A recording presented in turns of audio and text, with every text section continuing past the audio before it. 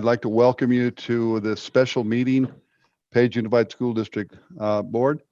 And this special meeting we're going to call to order, and we'll start with a roll call, please, board members. Sandra Kinman. Desiree Fowler, Board Clerk.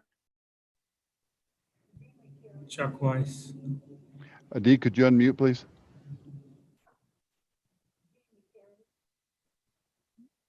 Didn't quite get you.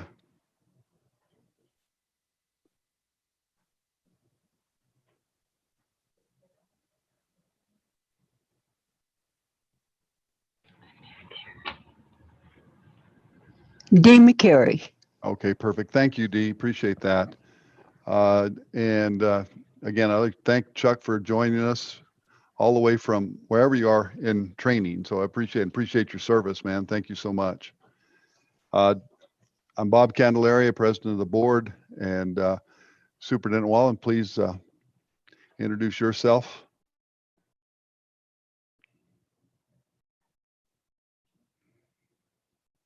That was the wave. Okay, okay, we got you.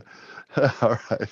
And we're joined by Mrs. Hoffman, the executive secretary to the board. So thank you for this. And I'm going to start this special meeting off with as a statement. This was going to be an executive session, but it's really come to my attention that we don't have a need for this agenda item any longer because of an email of resignation. And so unless I have any objection, I'd like to make a motion to adjourn the executive session or this meeting at this point. And Can I see second that email? motion. Excuse me, you mentioned an email. I never saw that. yeah, I haven't seen it. I have it on, I think it was Superintendent Wallen has shared that with me, just told me, gave me the information. Well, that would be vital to have before I vote, please. Okay. Superintendent Wallen.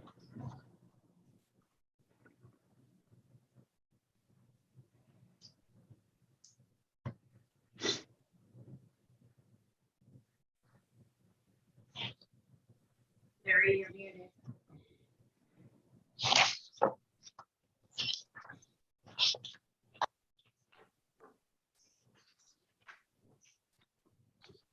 Larry, can you hear us? We can't hear you.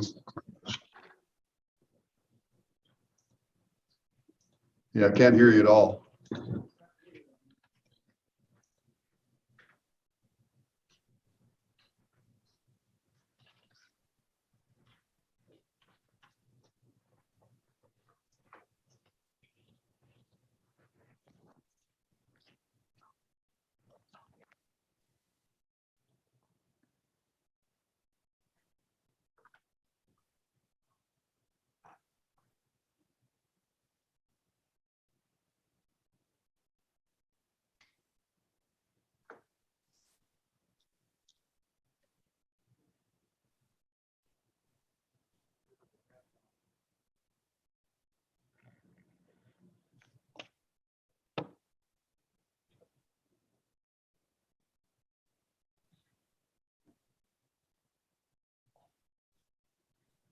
Larry, you've obviously got something wrong, and I think Brian's on his way in. Hopefully he can help us out.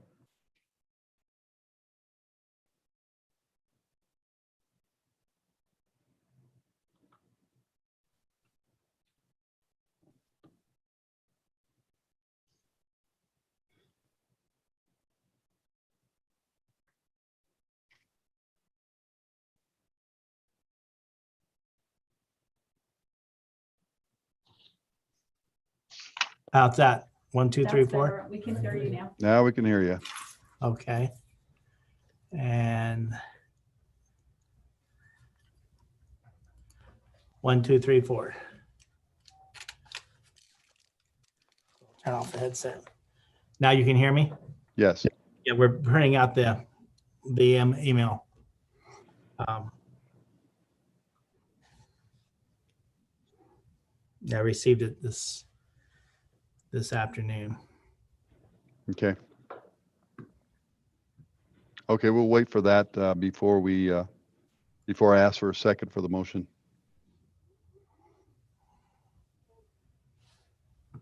Wait a second. I thought these were two separate meetings. Excuse me? Aren't these two separate meetings? Yeah, this was to be an executive session, but because of the I know, but information, it's a separate meeting. We have a board study session and then we have a special meeting. So I Right. don't think we can vote in work study session. We would this, actually, I called for a roll call for the special meeting. So we're doing special meeting first. oh, I see. I'm sorry. I Okay. thought we're doing I'm sorry. I No, thought we ma'am. were doing the board meeting first. I No, mean, ma'am. the work study session. Thank Got you. it. Thank you.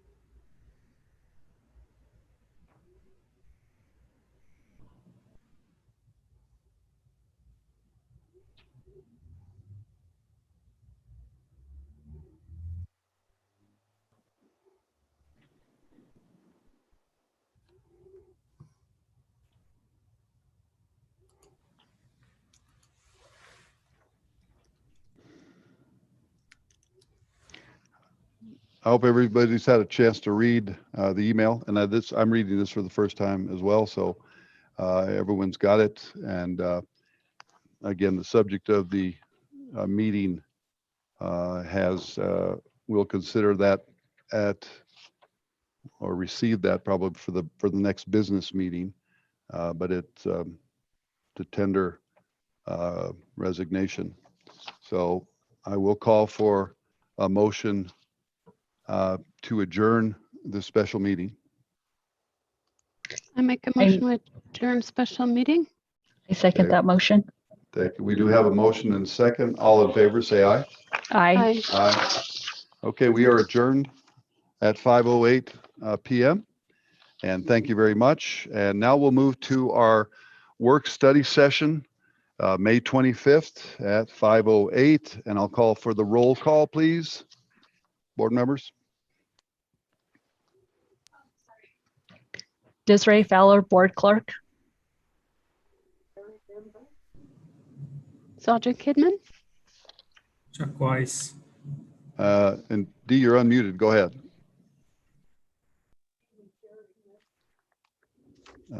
You've got to pull that little lever down, I think.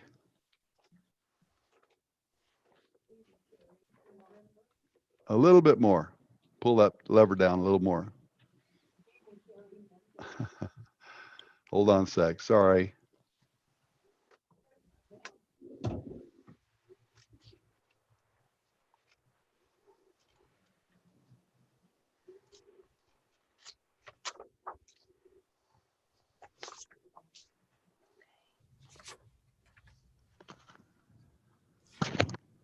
I think you got it now. Can you hear me now? I sure can. Thank you. Okay.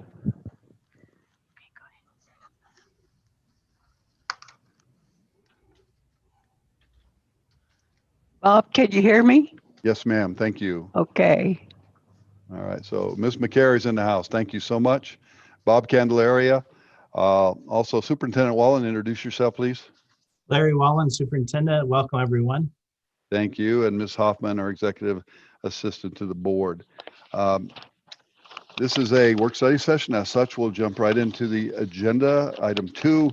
And the first item of business is Stop Violence Grant presentation by Danielle June. Ms. June.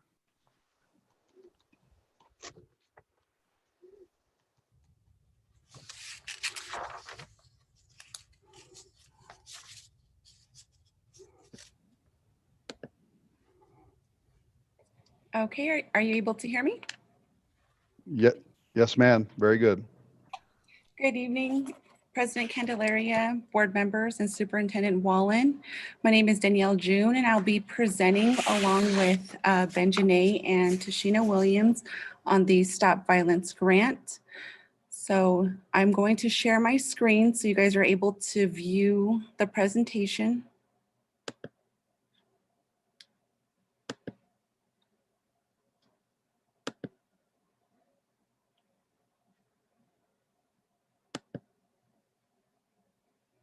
Okay, are you able to see that? Okay, so our opening presentation is to just view the photo and just take a deep thought of what you see.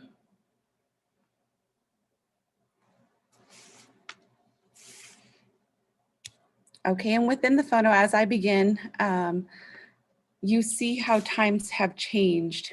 We see how times have changed from the past into the present. And this is a Stop Violent Grant, a closer look into healing generations.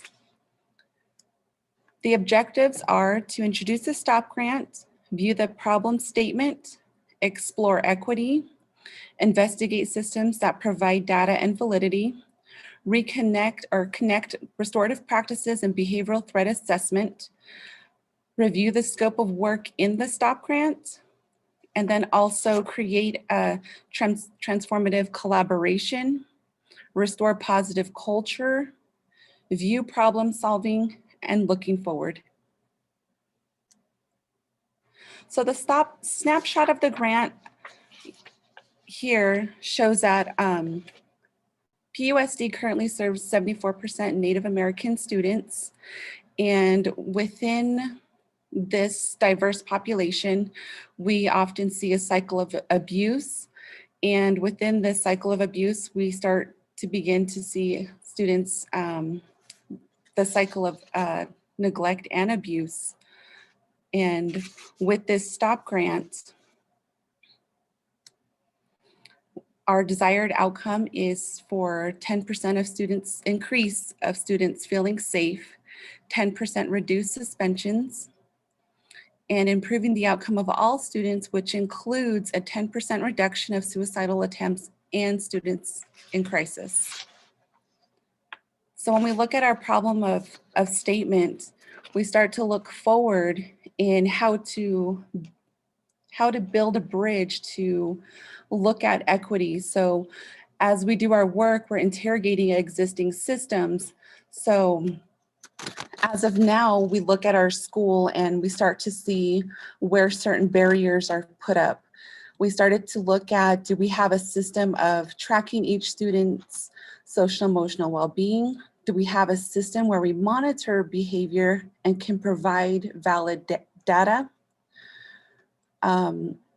Do we have a system of preventing behavior? And do we have a system on restoring the behavior? And are there any safety plans put in place? Not just a safety plan for challenging behaviors, but a plan to ensure positive environments to support that state of mind.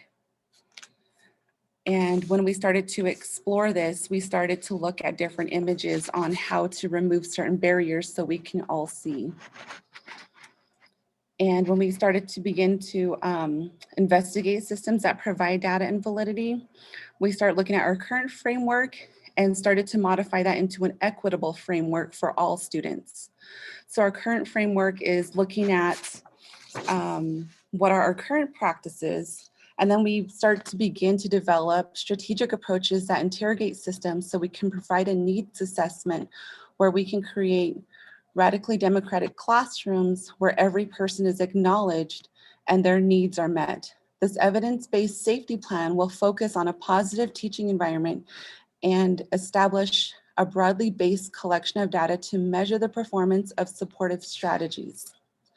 As of now, we have a system in place for all students, but a slight handful for individualization.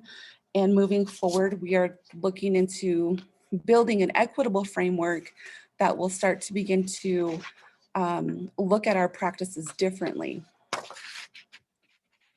The scope of the work in the STOP grant is something that needs a solid foundation to grow. In order to grow, we need to maintain two factors: restorative practices and safety, which brings us to the connection of restorative practices and behavioral threat assessment. They come together to provide an evidence safety plan, working with a team and implementing technology solutions, anonymous reporting system that can be implemented by a smartphone app or a hotline or a website for our students. With that said, this system allows us to conduct assessments of schools and individuals to identify risks. All staff will receive professional development regarding the process each semester as needed. Again, this is to achieve our goal of 10% increase of students feeling safe, 10% reduced suspensions, and 10% reduction of suicidal attempts and students in crisis. So from previous slides, we discussed our current systems and found that there is no data or validity for this to happen. So it's imperative that we work together to put a system together that will focus on safety and social emotional well-being. The classroom culture shift will aid the executive function in the brain for students to succeed. So with this collaborative transformative collaboration,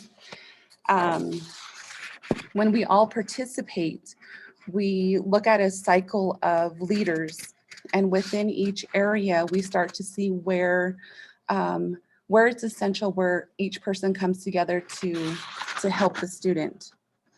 And with this, we conducted this into different phases, which is initiation, and that's looking at the charter objectives and the mission statement of the grant.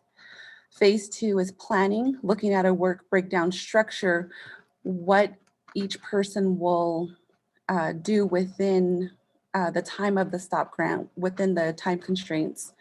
Work requirements. Phase 3, execution, acknowledging the SMART goal and implementation. And with this, we'll be looking at student learning. What is it we want our students to learn? How will we know if each student has learned it? How will we respond when some students do not learn it? How will we extend and enrich the learning for those who have mastered it? And also taking that into teacher learning. What are our current practices? Which practices will we change to improve student learning? How will we support teachers as they learn to do the targeted practice? How will we measure effective implementation of the practice? And then the last phase, monitoring and control. And this is just going back and looking at our charter, making sure that it's updated, that we looked at each system and interrogated thoroughly so we can move into a new system, an equitable system with an equitable framework. And also looking at a lessons learned analysis, what's working and what's not working. Coming through and looking at those systems at that moment to see which ones we want to pursue and then which ones we want to close.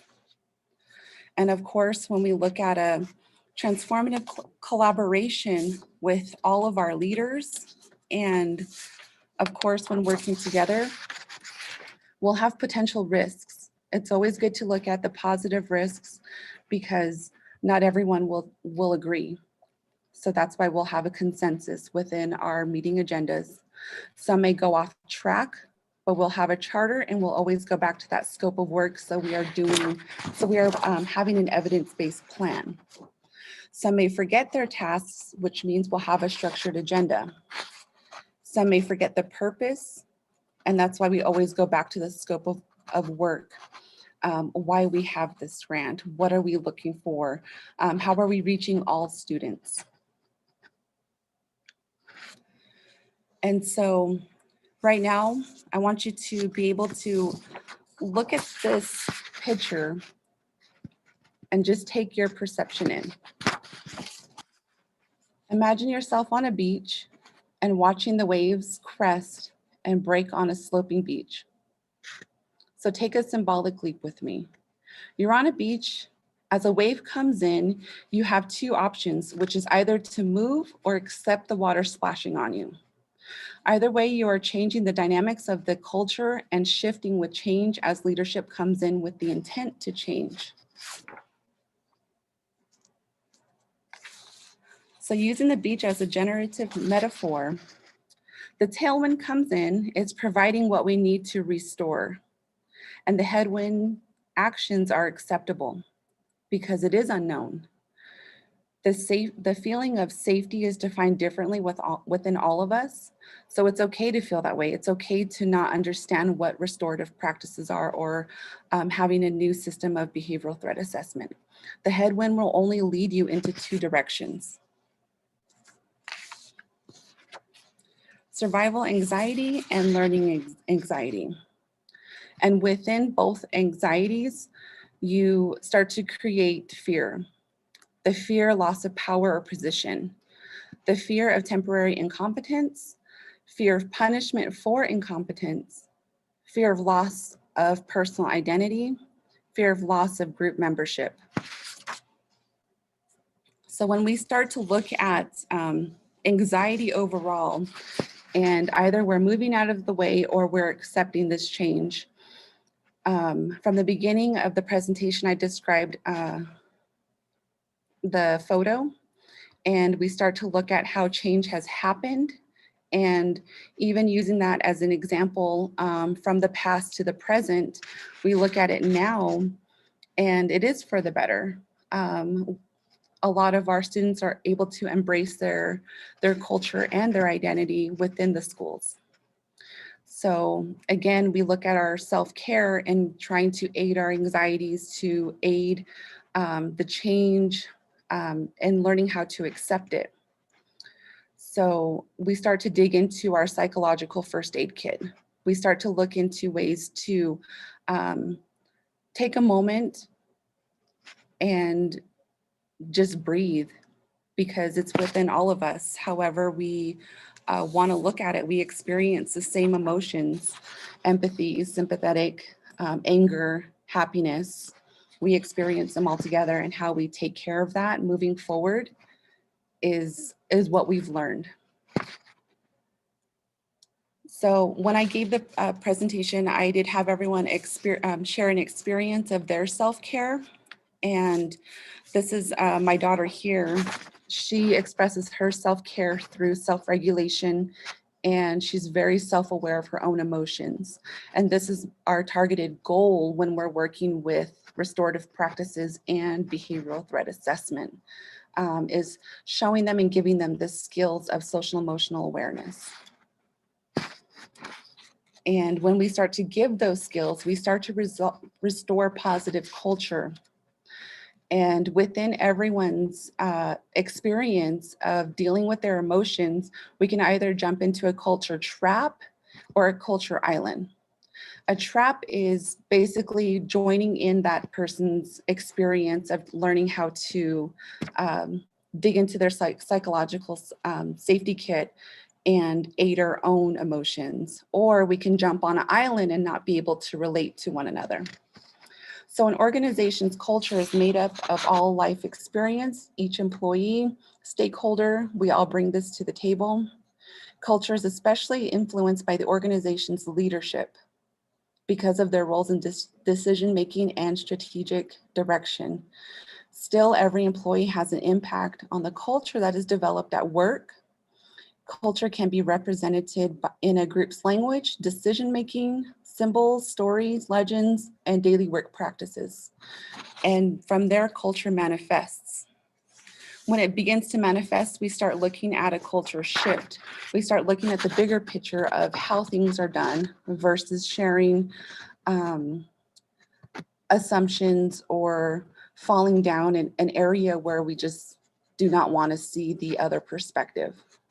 So together, we're able to see the vision and structure of the STOP grant. We're able to see the potential, we're able to see the positive change, and we're able to restore that within our schools. And when we start to do that, we start shifting our mindsets. We start shifting our mindsets to where we are at the bottom of this pond here. So based off of what we know, shifting culture includes shifting the mindset. We must value the learning process and articulate the obstacles ahead as well as embrace struggle. When shifting mindsets, we must understand the how to utilize this grant for all its potentials, its goals, its aspirations, and rationalizations. Our artifacts will show as we move along, and only those who are visitors or outsiders will see the beautiful work that we are leaving behind. However, they will not see the framework we are working with, which is all of the unspoken assumptions that do not create equitable solutions. So looking forward, we go back to the objective of our STOP grant.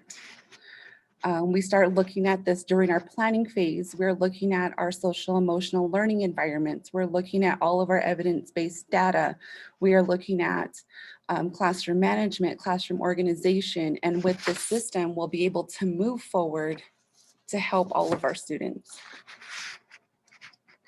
And in the end, we can do it.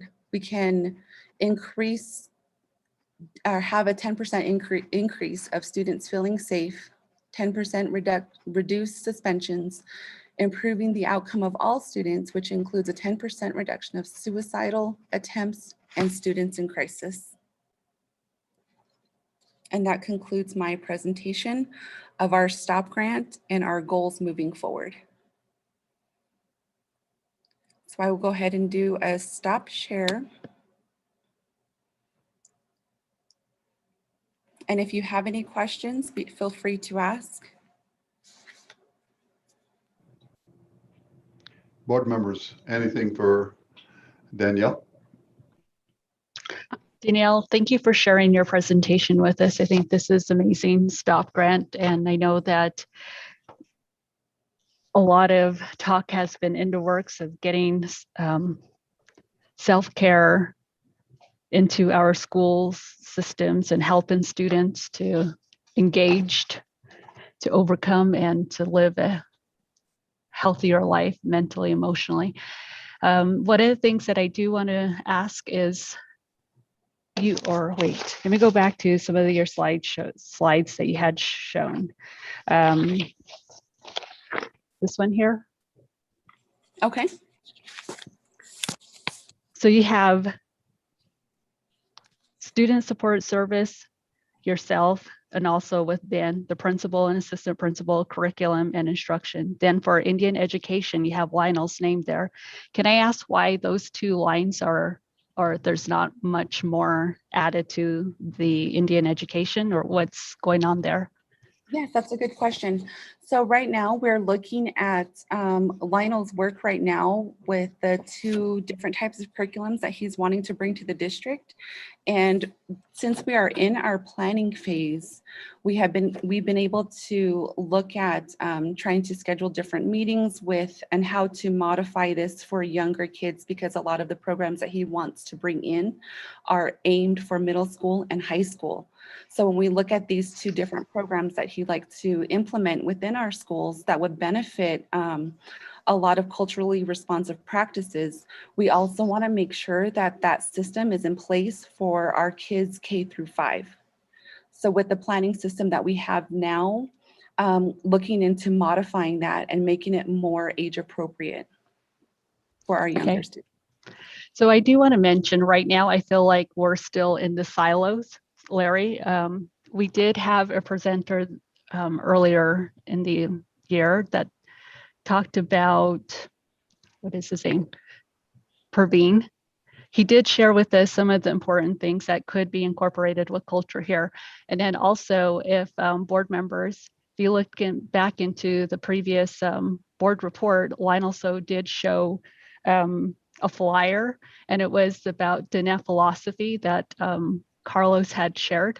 And I feel like right now we're all working in silos and it needs to come together. And I don't know if you've had a chance to see that particular flyer yet, but I feel like your concept of how things are working is, the answers are pretty much there, but just putting that together and having those conversations is very important, especially if we're talking about culture. We had met with Lionel. We invited him to meet with us, talked with him about our plan on that visual. Part of the struggle for him is he's still developing, he's newer, and still is working on the plan and vision for his department moving forward. So we did make him part of the conversation. We also attended the culture PD that Carlos did, all of us, so that we had that information as well and are planning on collaborating. We're just waiting for him to really concrete the vision for his department, and he did have some things fiscally he had requirements to complete right now. Sounds good. Yes, Larry, sorry. And we're also actively recruiting for the Dene language teachers for K2 and 3-5.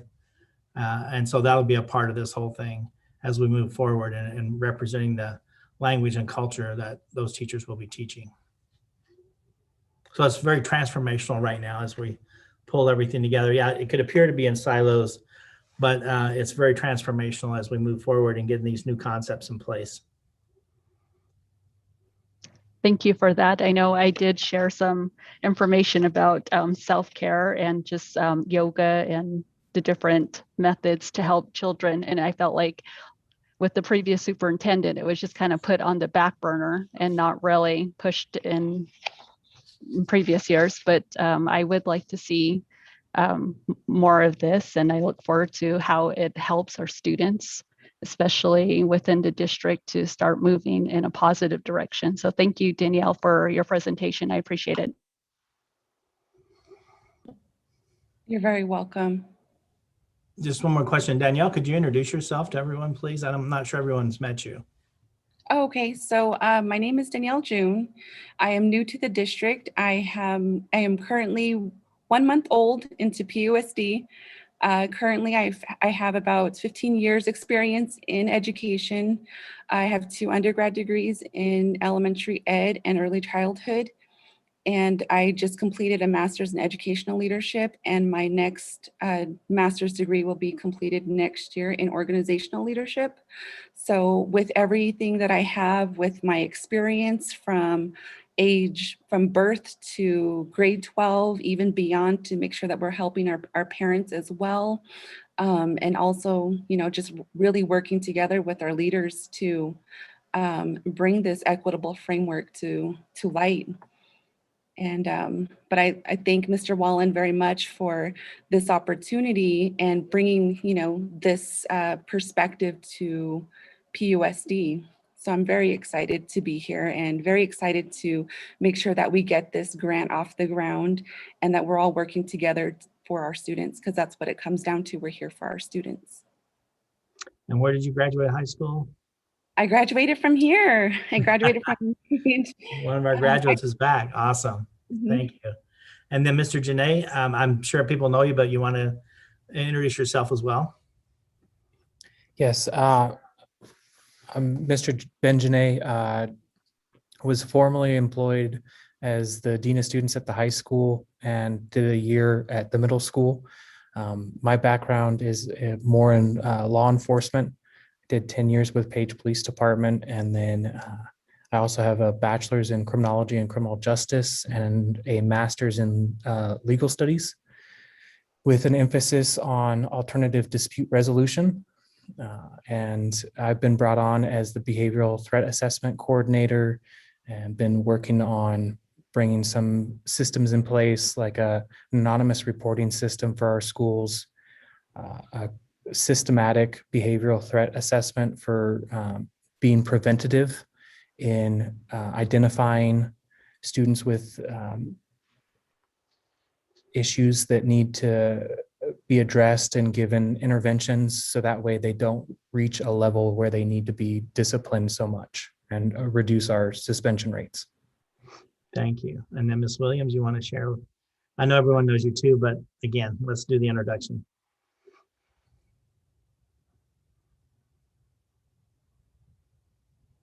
Oh, can she hear me?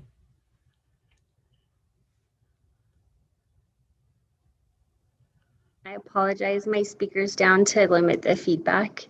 My name's Tashina Williams. I'm the Director of Student Support Services. I've been with Page School District for 5 years. Before that, I was with Encompass Behavioral Health for 9 years. And before that, I was a Head Start family educator in another state.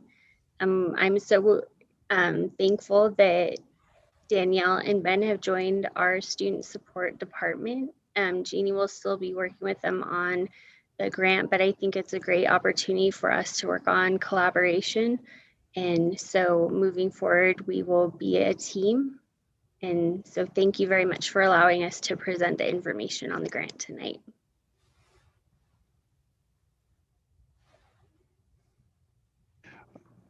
I'd like to just mention a couple of things. One, when you mentioned collaboration, will you guys be working hand in hand with Encompass? We have some agreements with them and Canyonlands, and in the past we've taken some opportunities to do suicide prevention surveys, and we've done various of those things. We've looked at the behavioral side of it, and it's really good to see that we're going to really, I call this a targeted approach, which is really, really awesome. But is there any opportunity for collaboration with those outside agencies? Because I know they have a lot of resources to bring to the table as well. Definitely. In my work in student support and doing counseling referrals, I partnered with Encompass and Canyonlands and have those contacts, but also with behavioral health on the Navajo Nation with Kaibito Outpatient with Tuba City, utilizing, they also have NACA that does a lot of suicide prevention trainings. We've utilized those. We've utilized substance abuse prevention within our schools from Kaibito Outpatient.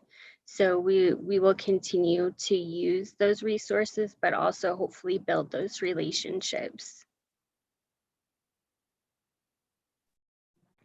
Yeah, thank you very much. That's really, really key. And like I said, you guys have been working on this for many, many years, and it looks like this will maybe bring the community together in a little closer, and of course, bring resources to our staff and those kind of things too. So appreciate that. Board members, any other comments, questions? Yes, Yeah, go, Sandra. Oh, go ahead, Dee. Go ahead. Yeah.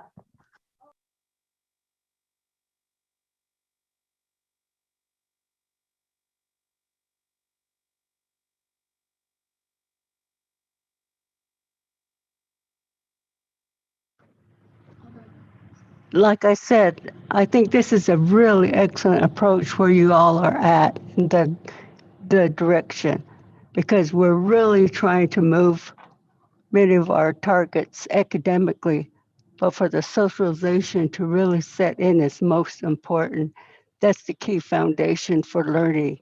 So awesome. Continue the good work and supporting all the things that you all are bringing to the table tonight. Thank you.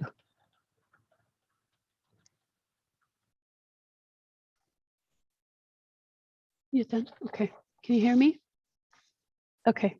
So there was just one thing that you mentioned, Danielle, that I was a little bit confused on.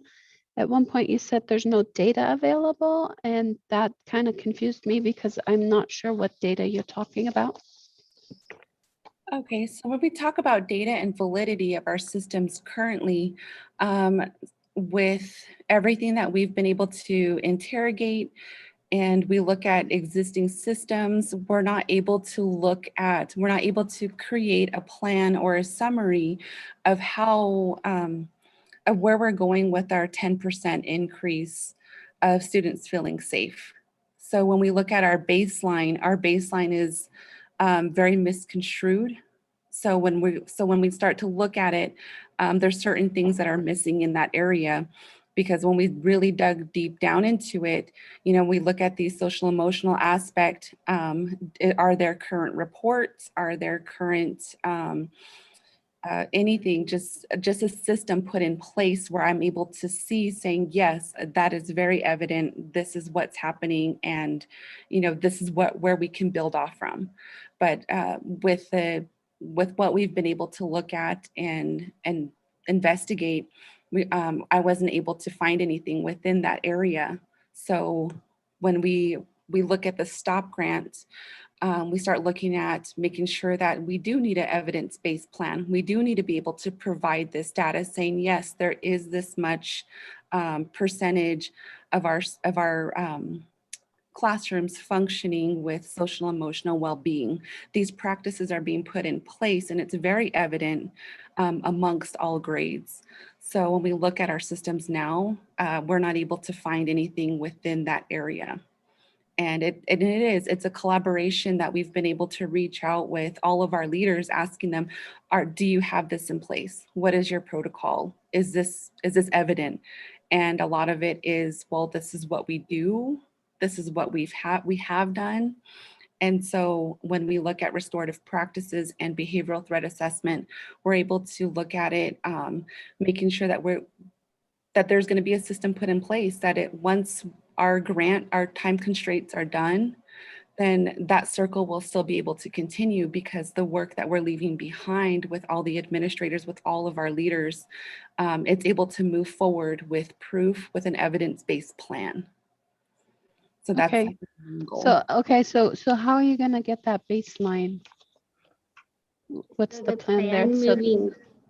Moving forward is that we have a targeted approach for the district to utilize the same social emotional learning curriculums, so that we're able to draw from that program the same data.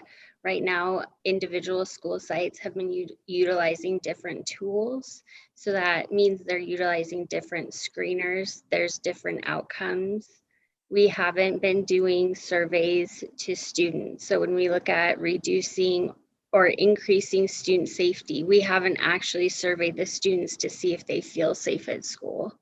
We may know there have been suicide attempts when we contact crisis or when we have to contact law enforcement, but we aren't screening it to see if outside of our district on off hours, those behaviors are occurring in the community.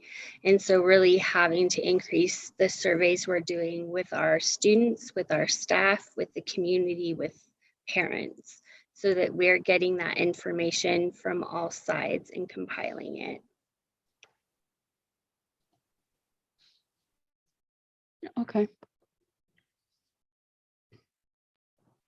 And help me understand one thing. So PBIS data is too shallow for you to be able to utilize in terms of behaviors? Yes, and there may be a way, perhaps, if PBIS was implemented correctly, that we could use that system. But when you look at that tool and that framework being used in our district, it wasn't implemented like we've talked about. There are silos, so it wasn't implemented correctly across the district. And so some schools are doing things differently than other school sites. And so that makes it hard for us to pull that information from a framework or a system that isn't being used as a district approach. It's being used as a school site approach. Okay, I think I Okay, understand. what about, oh, sorry. No, I think I understand what you're saying. And again, the concept initially with PBIS, there was a lot of training 1 year before we even launched it. And I don't want to go back through history where we're at right now. And silos is a definition we've heard from our superintendent as well, from his audit in terms of systems and various things. So it probably applies here as well. So I won't beat the dead horse. But like I said, it's just, I'm good to see the restorative side of that, because literally in the publication, the last part of the PBIS that we really didn't grab onto was the restorative side of it. So thank you. Can I ask another question? Okay, so what about some of the things that we have been keeping track of with behavioral wise and with SWIFT? And I'm not quite sure that I understand what part of PBIS wasn't correctly implemented, but maybe that's a discussion for another day. But I just wonder, are we ditching PBIS with this, or I would just, because that costs us a lot of money, and I know we've had many grants over the years that then, similar to this one, would expire. So can you tell me how long this grant will last? I'll start. So the Stop School Violence Grant is good for 3 years. We will not be getting rid of PBIS because for me, and the way I explain PBIS to people is that will fit under our MTSS umbrella, which we're working on at the district level. That will be a tool we have in our toolbox. And for me, PBIS is a way to change adult behavior. It's a way to hold adults accountable for reinforcing positive behaviors, having behavior expectation matrices for doing rollout for motivating behavior. But we still, with this grant, we needed more specific drill downs on data, which we no longer have SWIS in this district. But when you look at the STOP grant, the tools we're really going to use are social emotional learning, the anonymous reporting system, and restorative practices. So social emotional learning and restorative practices are considered trauma-informed practices. Everyone in our district in the world experienced a traumatic event this year. And so using those tools will help with the STOP grant, but also will help with everyone's collective trauma from COVID. We won't be getting rid of PBIS. Hopefully we'll be able to fine tune that and include it into our MTSS process. But I'm gonna let Mr. Janae answer the question about drilling down on behaviors in our documentation. Thank you. So as Taz pointed out, we've gotten rid of SWIS for our district, and we still we gained access to all that data that the school district had built in the SWIS system over the years for about a week, and we're able to drill down information. What was evident, and I think Ms. June kind of touched on, was that it wasn't really put in with fidelity. The information was bad, and with bad data, you can only get bad information.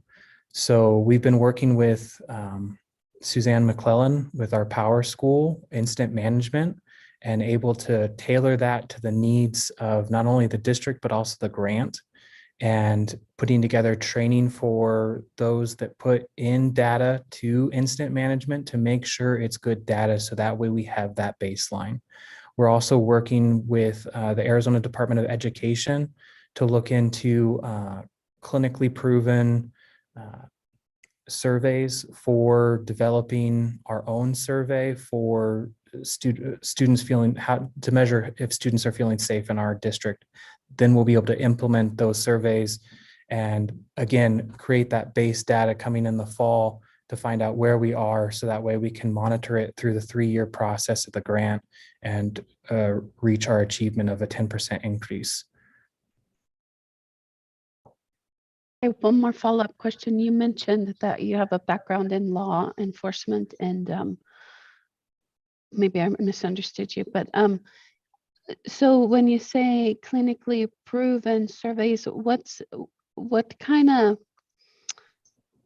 could we run into legal problems with surveying young children without the consent of their parents?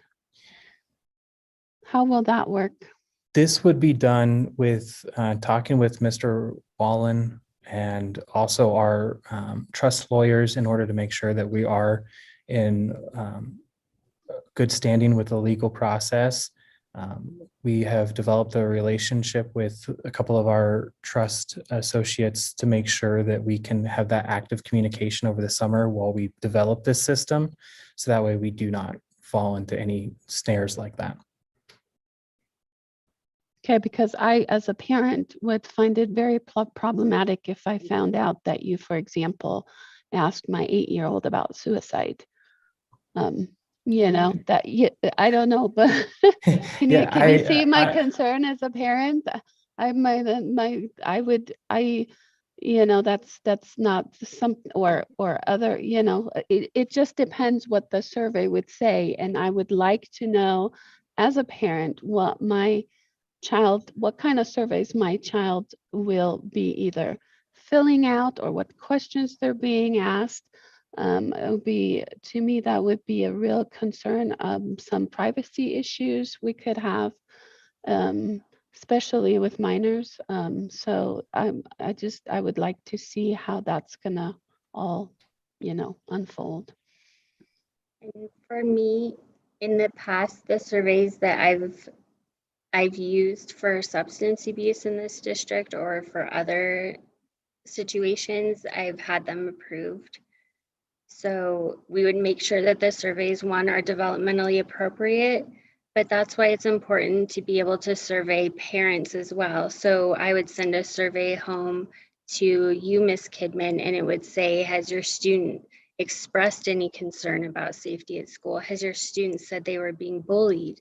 Have you had to go to this school and address any safety concerns? Why it's important to be able to survey the community, the outside Yeah, and agencies. Have you seen clients, have you seen patients who have safety concerns about the school district? And so really, that's what I mean when I say the surveys are really important, because you get the information from multiple sources and then are able to compile it. Our teachers, are you having students in your classroom who are saying they don't feel safe? Are you having to address bullying multiple times in your classroom? And so making sure, yes, we definitely don't want to traumatize our students or ask inappropriate questions of them. There are other ways to get that information. Okay, yeah, and I remember we've had some of those surveys in the past. Sometimes they were done during parent-teacher conferences or sent home or whatever. So yeah, and when you say that those surveys were approved, who approved those surveys that you mentioned? The substance abuse surveys that I completed were approved by Mr. Varner. Okay, thank you.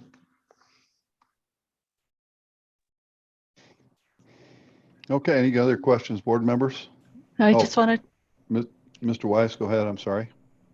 So yeah, I just wanted to comment and say, so I think I kind of get it now, like as far as I think Danielle and Tanisha regarding I think at the home, right? So what children or students that that come to school,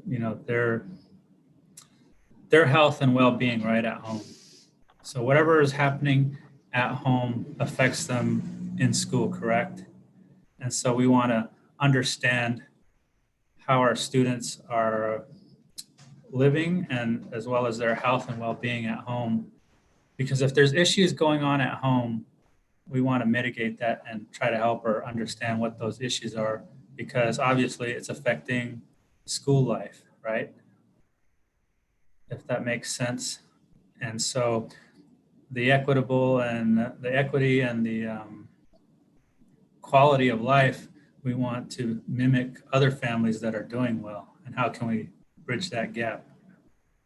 Is that what I'm understanding?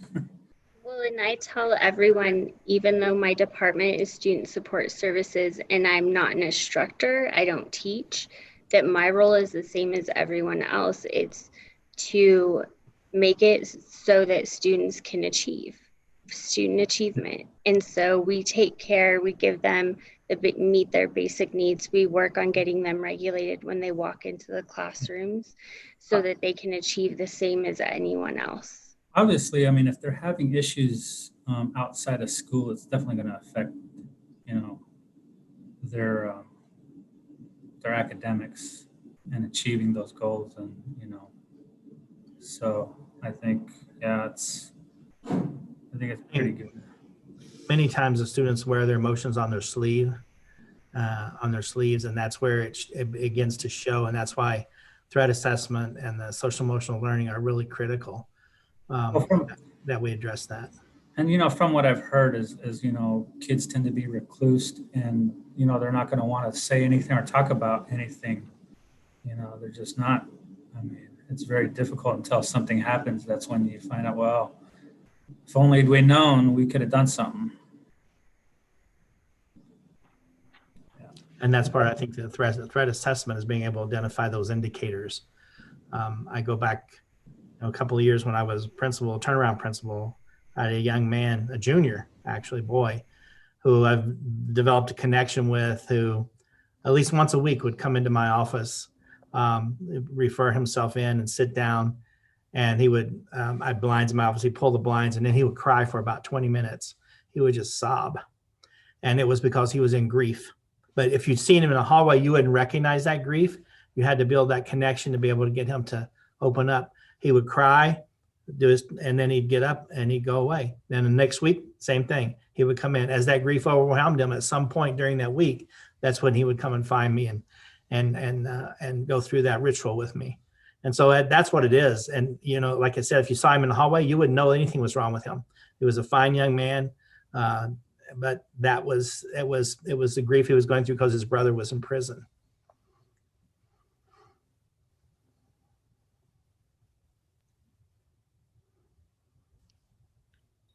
Chuck, you are muted. Hello? Are we all, any board members have anything else? Are we good? I just want to So, yeah, follow. Go ahead, Des. Sandra, I know there was a survey that came before the board that we had approved from, I believe it was Kaibito. Was it last year or the year before? But I just wanted to mention that. And there was some things that needed to be changed on that survey, but it was brought to the board as in a presentation. I just recalled that while you were asking who or what these surveys are about or who approves them. Yeah, thank you for pointing that out. Appreciate that. Thank you, Des. Did you have something else, Chuck? I think that was it, other than, good communication Yep. with parents, like Sandra was saying, that Okay. we had that parents need to have a good understanding as far as, these implementations or what we're to achieve with and I guess behavioral health. Okay, thank you, Chuck.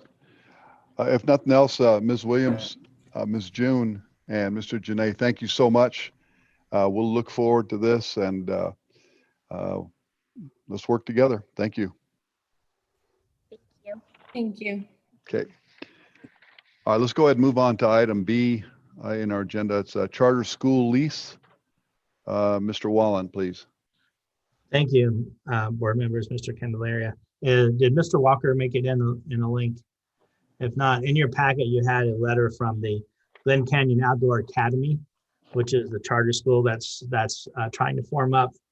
And they would like to sound out the board regarding a potential lease agreement.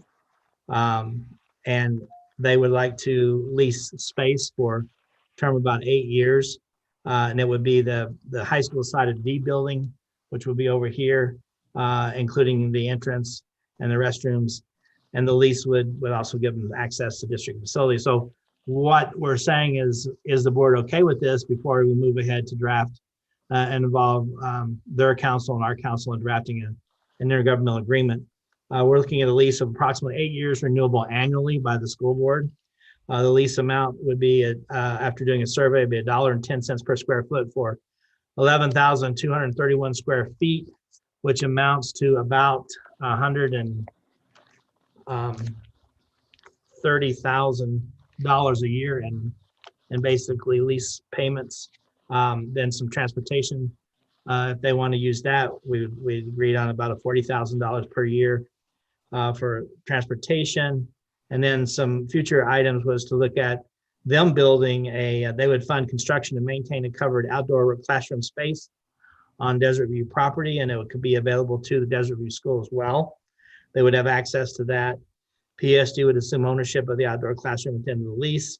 And then we would look at also some possibilities related to Azella testing for ELL, special education, psychometric testing, possibly technology, collaboration, custodial. We could provide them custodial services at a cost and special services at a negotiated rate. And then they would also like to be able to look at looking at our white fleet and doing that for some field trips. So that's kind of the broad picture. And this, because their opening date is expected to be August of 2022. Is that right? Yeah, August of 2022. This is 21, 22. Yeah, 22. So a year from now, it gives us plenty of time to put this together. But I wanted to be sure the board was on board. You know, we have excess space. We get cited for that in our Auditor General's report. And so this is trying to turn some of that excess space into some funding for the district.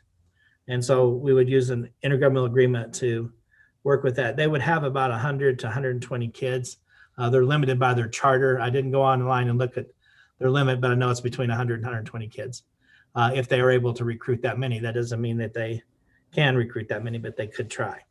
And so that's the discussion that we would like to open up and begin to move forward with working with them on putting this together and repositioning some of our existing offices and some things like that.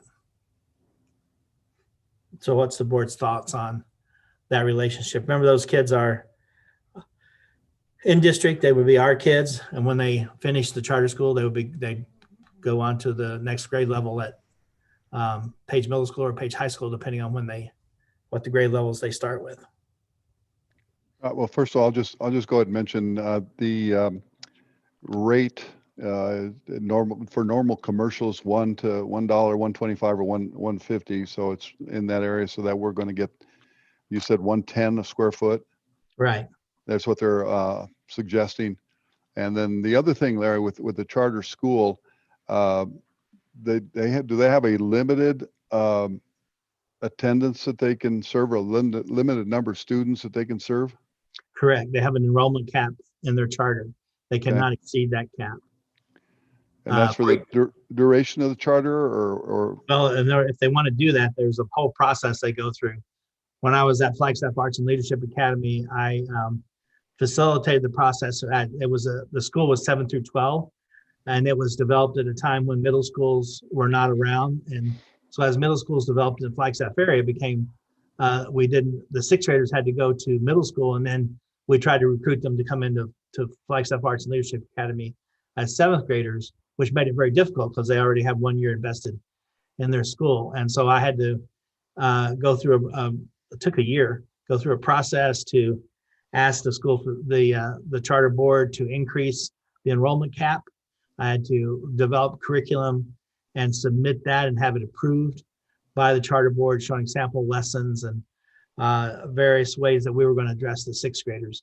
But it took over a year to do that. So if they decide to increase their enrollment, that's the process they would have to go through. And it takes about a year to do that. But right now they're limited in their charter, and I believe it's around 120 when I looked the last time. Okay. Comments? Can we get some solid numbers on that? Because I believe their enrollment is more like 200, capped at 200. But I could be wrong. But anyway, here's my thoughts. I feel like we're rolling out the red carpet for them. And as a business owner, I find that very concerning, because I think, depending how many students they're able to attract, if we just go with, I did some numbers with you today in your office, Mr. Wallen, I believe. I would like, first of all, the fact that it's at 110 disturbs me, because I think the going rate's more like 125 to 150, as Bob mentioned. So that's, to me, unacceptably low, but that's a whole nother issue we can figure out. But this is what I worry about. I feel like we're rolling out the red carpet. Mr. Walker asked for food services, maintenance. And when I look at this as a business owner, you guys all know I own a business. We're not going to mention it because we're not, I don't need free advertisement. But I sell burgers and tacos, and that's as if I said, there's some space on my property, and there's this guy that wants to sell tacos and burgers. And I go, well, he's going to take away some of my business, but I'll clean up after him. I'll provide him with a place to work, and yeah, he's going to take some of my business away, but at least I'll charge him rent. That's what I'm hearing when I hear this scenario. So I'm very concerned about this, that in my opinion, there are direct competition I mean, yeah, we need to have a good relationship with them, but do we need to roll out the red carpet to, and especially if they're on our property and using some of our buildings, there might be confusion out in the community thinking that this is just one of our schools. So those are my concerns. And oh, and I would like to have like some numbers from Bindi that, because I don't know how to calculate loss of enrollment precisely, but if she could give us some numbers of the potential loss of ADM, I would very much appreciate that. Okay, thank you, Ms. Goodman. Anybody else? Comments? Yes, this is Dee. I have the same concern regarding what we're talking about. This year, we really don't know our enrollment. It could be more come next year, and we're jumping the gun and try to, find space for them.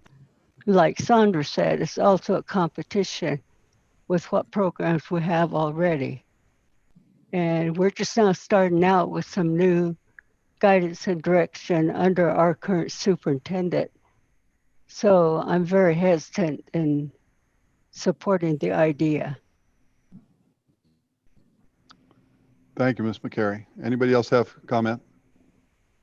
Yes, so Go I'd ahead. like to mention, I think the board probably feels that we probably need to understand the pros and cons to, the charter school, the pros and cons of having it. What are we looking at? And like Sandra had mentioned, all the factors, of the cost, what are we going to be covering? What are we going to be doing? What are we going to be charging? Are you going to be charging maintenance fees? All those things, but again, what are the pros and cons and the impact it's going to have with the community? I think we need to understand that as well. Would you Thank you. propose a special study session just on that one item to go into? There's a lot more detail we can provide you. Or is there no interest on the board in moving forward with this? No, I think, first of all, what is a time frame for the agreement for us and for them? What are we looking at in terms of a date that this has to be done? I didn't get a date from him, but I can. I don't have that information at this moment. Okay. But I think what we're hearing is we just need to have a lot more specific information and those kind of things. And so I think that would be worthwhile. And again, I think, we're in a small community. We all live together with those kids. Will eventually be over to Page High School at this point. But anyway, like I said, I'm certainly open to hear what the proposals are. And it is it's no secret. One of the biggest gets out of the inspections we've had by mid-states is the fact that we just have a whole bunch of roof space per kid, more than anybody in the state. And so we do have a ton of property that, regardless if it just sits there, it's something you have to maintain. It's something that you have to pour money into. So anyway, that's just my thoughts. So I think it's worth listening to, and good comments by the board, and we just need to get some more information and then understand what our, what the time is, our timing. And I see we've been joined by Jim Walker. So regardless. So Mr. Superintendent Wallen, do you have something? Just what I gave you, but Okay. I've just printed out their charter and their lease agreement and everything. And Mr. Walker, the board was asking, what was your time frame? They would like to get a lot more information about this. Where are you looking at? Sorry for the delayed. I've been listening. I just, Lynn sent me a link so I could participate and answer any questions. The time frame is that we have to know by July if we're going to build our own facility. So we have we've been talking to the city about 4 acres. We have a company who will finance a build for us. And they tell us that we have to know by July if it would be possible for them to be able to bring stuff in and get it built by August of 22. To clarify, we are talking about opening, or our charter does say we open with grades 1 through 6. We're going to have about 25 per class. And then in year 2, we'll add K, and 7, year 3, add grade 8. Okay. Any other services? I know that was discussed as well. Would all be pay for services that would never be negotiated. I mean, we're not asking for any handouts. So if there was a maintenance or custodial, that would all be negotiated through a pay proposal. So it sounds like a good idea might be to get a special meeting in June in which we can run up some of the numbers you're talking about and have more information, and possibly even have your the principals of your charter board participate in that meeting and look at the possibilities if that meets with the board presidents. I think that's a good idea. Everyone has enough questions and a real detailed presentation about, you know, what's in store as a result of the you know, the agreement and those kind of things should we jump into it. So is that favorable to the board? We have a special meeting in June. Ms. Skidman. Can we just, since we have Mr. Walker on the line, Yeah, sure. can we ask him what his enrollment cap is? Yeah, absolutely. Yes, the enrollment's going to be about year 1 would be with grades 1 through 6 to be somewhere in the 130 to 140. And eventually when we get add-on kindergarten and 7 and 8, 1 grade per class level is what is in our charter. It'd be closer to 100 and I think 198. Okay, so not the 100 to 120 that we discussed earlier. It's closer to 200 after In year 3. In year 3. The 120 would be closer to year 1, but I think it's more like 140. Okay, thank you for clarifying that. Appreciate it. Okay, thank you. Well, let's go ahead and proceed and see if we can schedule a special meeting for this particular topic and get everybody that's involved together. How does that sound? Okay, board members, you're okay with that? Can we have a report by from Vindy by then regarding our potential enrollment loss in ADM and title funds? Yes. Is that a yes? Okay. Yes, we can do that. Yeah, and for the board members, if you have any questions that we have to do research on, present those to, you know, Superintendent Wallen, and then we'll get that information, bring that to the table. Can I speak? Yeah, absolutely. Sure. All right. So I want to kind of reference back to what Charles had to say, you know, the pros and the cons. I understand that, you know, ASBA were anti-public or, you know, public school anti-charter. I understand that clearly. But the other thing is when we think about our students, sometimes our students' needs are not being met. I say that from a parent's perspective because I had to take my son out of our school district and put him in a different environment, but understanding that his needs needed to be met so that he could graduate high school. But I also understand that all of our students have a different level of understanding and learning. So I really would like to explore the pros and the cons, and I'm just putting it out there that we're all about students, right, in our community that we represent. So thank you. Okay, very good. Sounds like we do have a consensus to set up a meeting in June. And oh, Chuck, go ahead. I'm sorry. Go ahead. Oh, I just wanted to kind of understand that if, you know, the charter school within our school is like a private entity. Is that my understanding? That's what it would be? Correct. Okay. Again, if you have any other specific details that you'd need for us to gather as a district, and then Jim will have the folks that are going to be part and parcel of the charter school there. That way we can just have all that detailed conversation so we can get that out. Okay. Sounds good? One more question though. Yeah, absolutely. Are we going to allow public comments for all this kind of stuff? Well, I would suspect this is going to be for the board's consideration and hearing from the charter. Superintendent Wallen, what's your thought? I would say typically you only have a call to the public during regular meetings. You don't normally have a call to the public for special meetings or Okay. work study sessions. But I'm just saying this has been our practice in the past, whatever the board decides to do.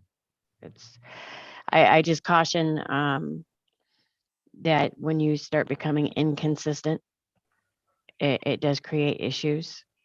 Right. Okay. Thank you, Ms. Hoffman. Okay.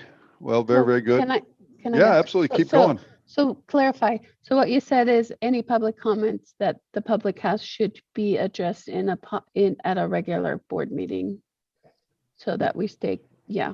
Correct.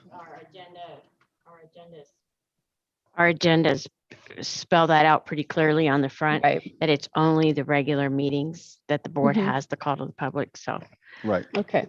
So if anybody wanted to send comments to the board, they would have to do that at a regular meeting or address us directly and look up the website and send us emails, correct? Or how, or just the best ways to do comments at regular board meetings, I guess. Okay, thank you. All right. Thanks. And thanks for clarifying that, Ms. Goodman. Appreciate that.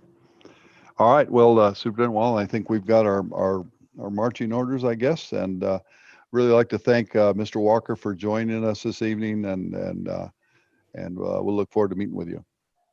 Thank you for having me. Okay. Thank you. All right. Let's go ahead and move on to item C, and that's food service presentation, Arturo Marquez. Good evening, board members. Thank you for having me.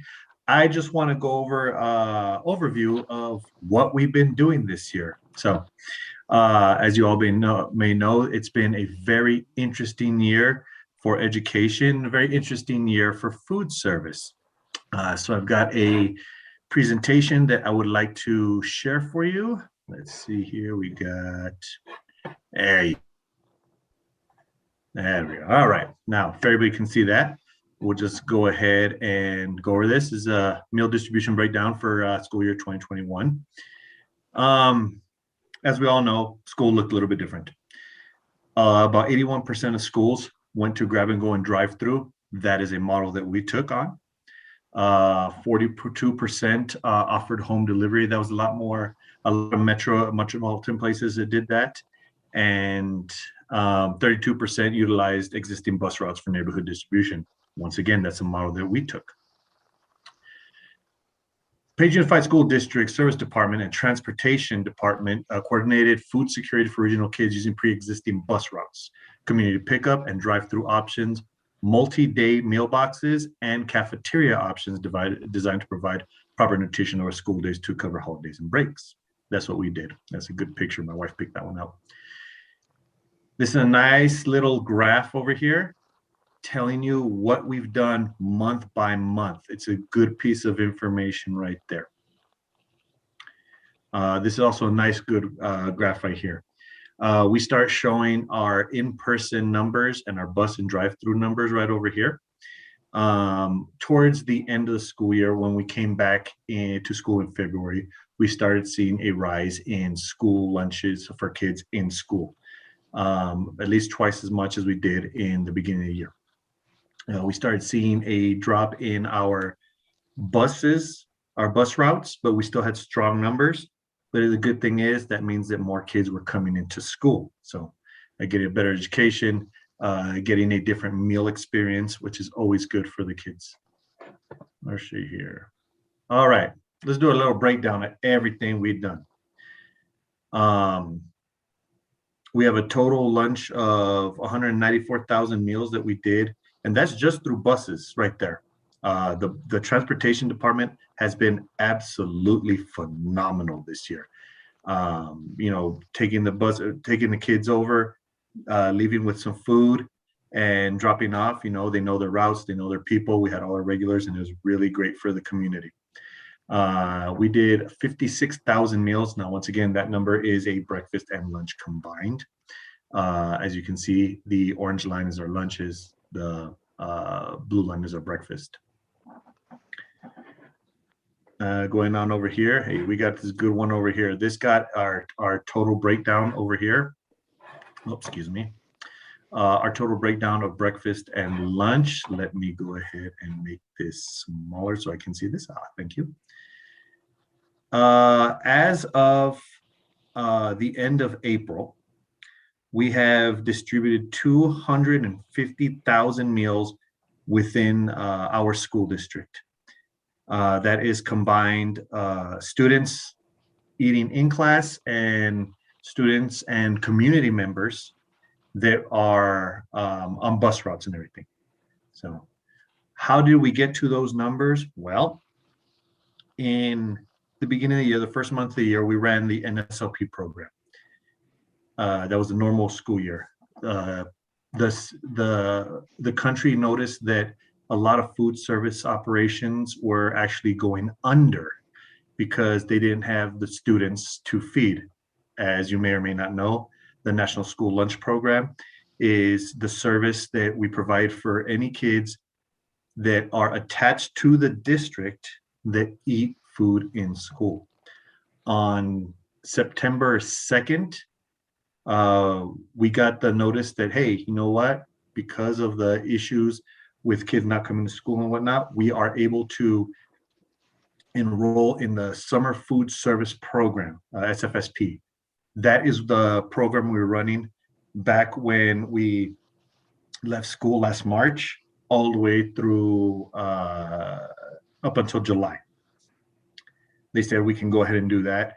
Now with that, we were actually able to modify our meal distributions, so we could provide meals to all kids in the community, not just the kids that are attached to our school district. So we got on the buses, we sent foods out to the reservation to not just the kids in school, so everybody. So that really helped us financially.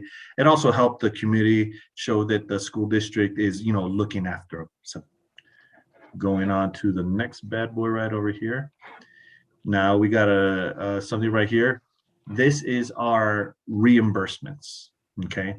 Now, as you can see, the standard reimbursement rates for the 2021 school year was anywhere from 40 cents to $3.50 for lunch and 32 cents to $2.26 for breakfast during not the summer breakfast program, the school breakfast program.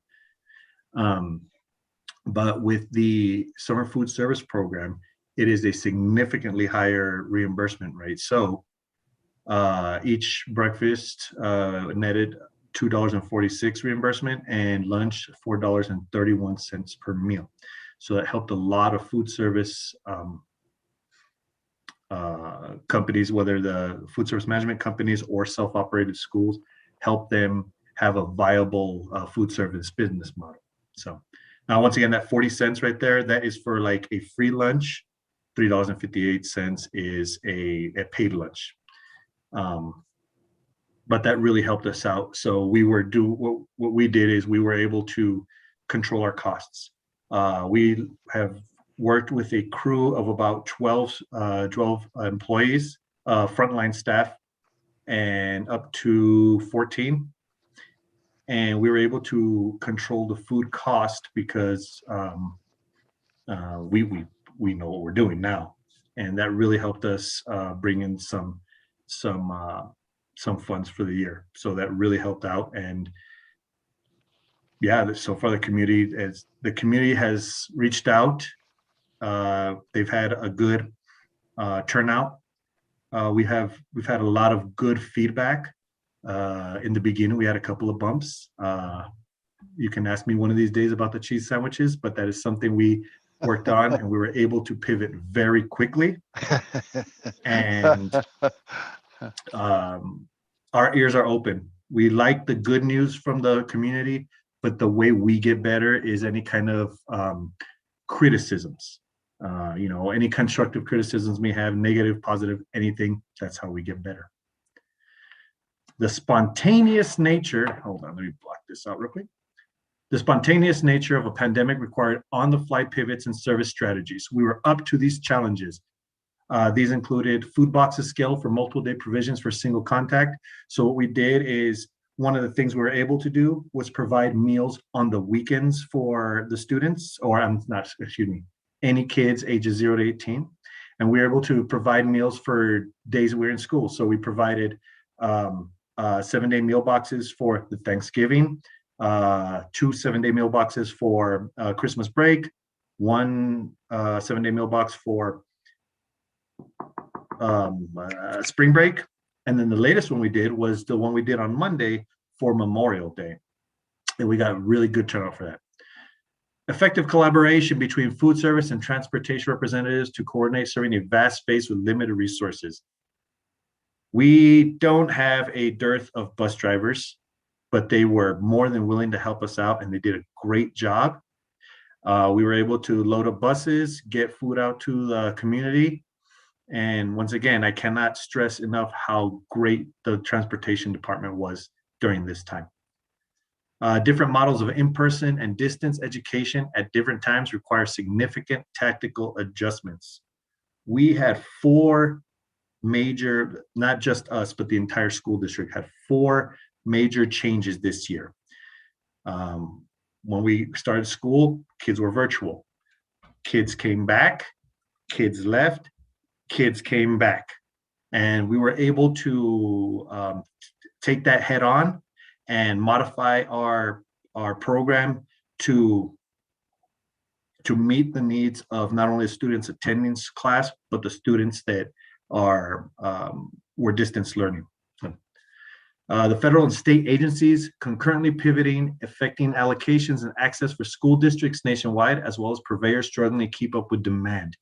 One of the issues happened was, once again, the state agencies allowed us to go to the summer food service program with a multitude of waivers, allowing us to serve food in ways that have never been done before.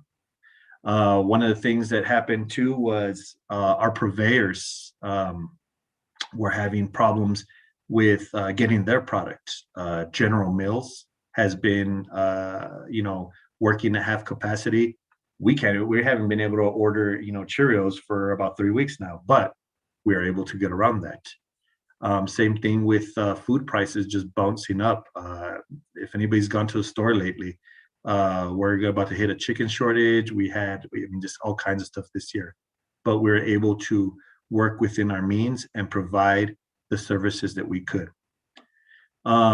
Personnel personally affected by COVID-19 and its byproducts, quickly communicating and closing potential paths for viral spread. Peter Jones has been amazing this year. I've had a few of my food service staff get COVID-19 this year, and they were on top of it. They were on top of it, and Peter was on top of it. Everything was safe.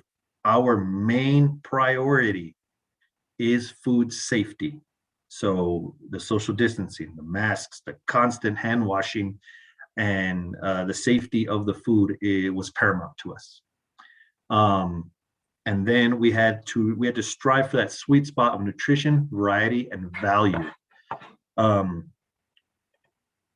We didn't want to just give the community bologna sandwiches every day. That is not fair to them. And honestly, it's not fair to my staff who does have kids who do take some of these bags home with them. So what we try to do was provide a good variety of options of fresh fruits and vegetables, and pre-made food, cold holding food, and heat and eat meals. Because once again, we got a lot of feedback from the community about what we would like and what we would want. And we have to take that all in, and we had to balance that with what we could do. And I am absolutely proud of my team, because they are the magic workers. I'm just some dude who walks around with a clipboard and a coffee cup. They did all the magic. So let's see here. See, there they are right there. I got my high school Desert View staff. I got my middle school staff, and I got my Lakeview staff, and they're all amazing, amazing people. If you didn't know, May 8th was National School Food Hero Day.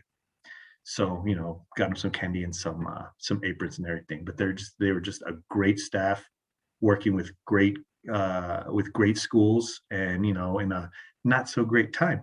But they were absolutely ecstatic when the kids were coming back to school. So, and they've been doing just a great job with everything. So, are there any questions about this at all?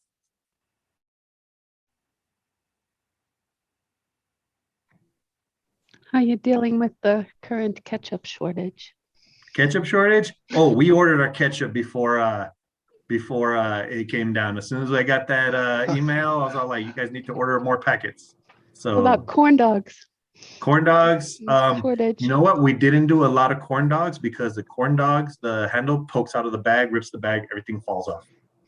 Okay, Once again, we learned some stuff, but Semper Gumby, we're always flexible.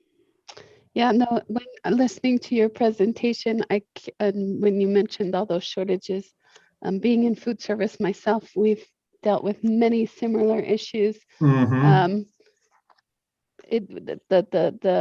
The supply chains have been just severely interrupted, and I know what a struggle that was for anybody in food service. So anyway, thank you for your update. Appreciate it. Thank you. Yeah, one of our biggest things was the gloves, our vinyl gloves and everything doubled. They almost tripled overnight, and you know, our paper costs got hit really hard. You know, we're doing a lot more boxes, a lot more bags, a lot more stuff like that. You know, but once again, we've been doing this for a minute. We're doing it pretty good, and we are looking forward next year to providing the kids with a more normal type of service.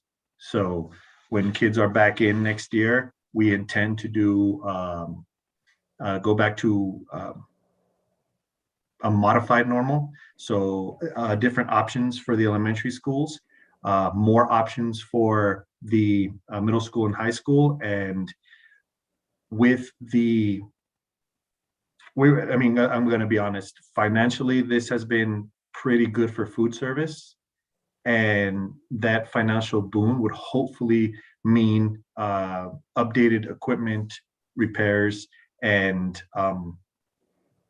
smallwares to provide better quality for the students. We brought in a grant, a $23,000 grant that we used to purchase some steamers, and those just came in, and we're looking forward to getting those hooked up and doing all kinds of great stuff for the students. So our goal is to provide the best meals we can provide students and provide them with an experience they haven't had before. So awesome. There we go. Thank you. And then there's my email address and everything, and you know, everybody knows where I live, so they can come by and talk anytime. Well, I'll just have to add just what a great effort your team has put together, along with all of the staff at PUSD too, because it's taken a whole lot of folks to get through the initial rush, and your word pivot everyone is using, and you guys have been able to do that very, very quickly to serve a community. And just like to express that, and a happy Heroes Day. And because like I said, it impacts our whole community. And I've seen many of your drivers stopped and talked to them, and then I saw you out there, and indeed all you were doing was holding a clipboard and drinking coffee. I don't know. That's all I do. Everybody else does the magic. But I will say, I you know, there was several happy customers that came up while I was there, and then I just put in my order for huevos rancheros with hatch green chili, and he said, "What time would you like to have it?" So that's all I'm telling you guys. These guys, nothing. I was trying to throw him off a little bit. He said, "No, it'll be here. Just let me know." But Mr. Marquez, again, thank you so much. Great report, and we know you're always looking to improve things for us, and so I just extend our appreciation to your staff as well. Absolutely. I would like to share one more thing. One more part of this. One more part of this presentation is also the let's see if I can reshare this. Hold on a second. Part of the presentation is the contract renewal. So as you all well know, food service management company, we have a 5-year contract that renews every single year. And I've actually got that. And I do believe that you all have a copy of that. Let me see here. Let me bring this bad boy up right over here. Let me share this bad boy right here. And this is for review on this this meeting to be an action item on the June 8th meeting. Just going down, I do believe everybody has this right here. Renewal number, it's our second. Nothing has really changed too much. Things that have changed are some of the pricing. Once again, unfortunately, our student body is going down and our costs are going up. We have different changes in our student sales. Where did I get these numbers from? These numbers are based off of days that we were running NSLP in school. So I took this from August to February of 2019, 2020, and extrapolated all these numbers and whatnot. I based the revenues on 2021 NSLP reimbursements. That is what I had to do because of the instructions of the this renewal documents from the state. Our expenses changed slightly, just trying to anticipate cost increases. And one thing we found out is we know what we can do with our staff.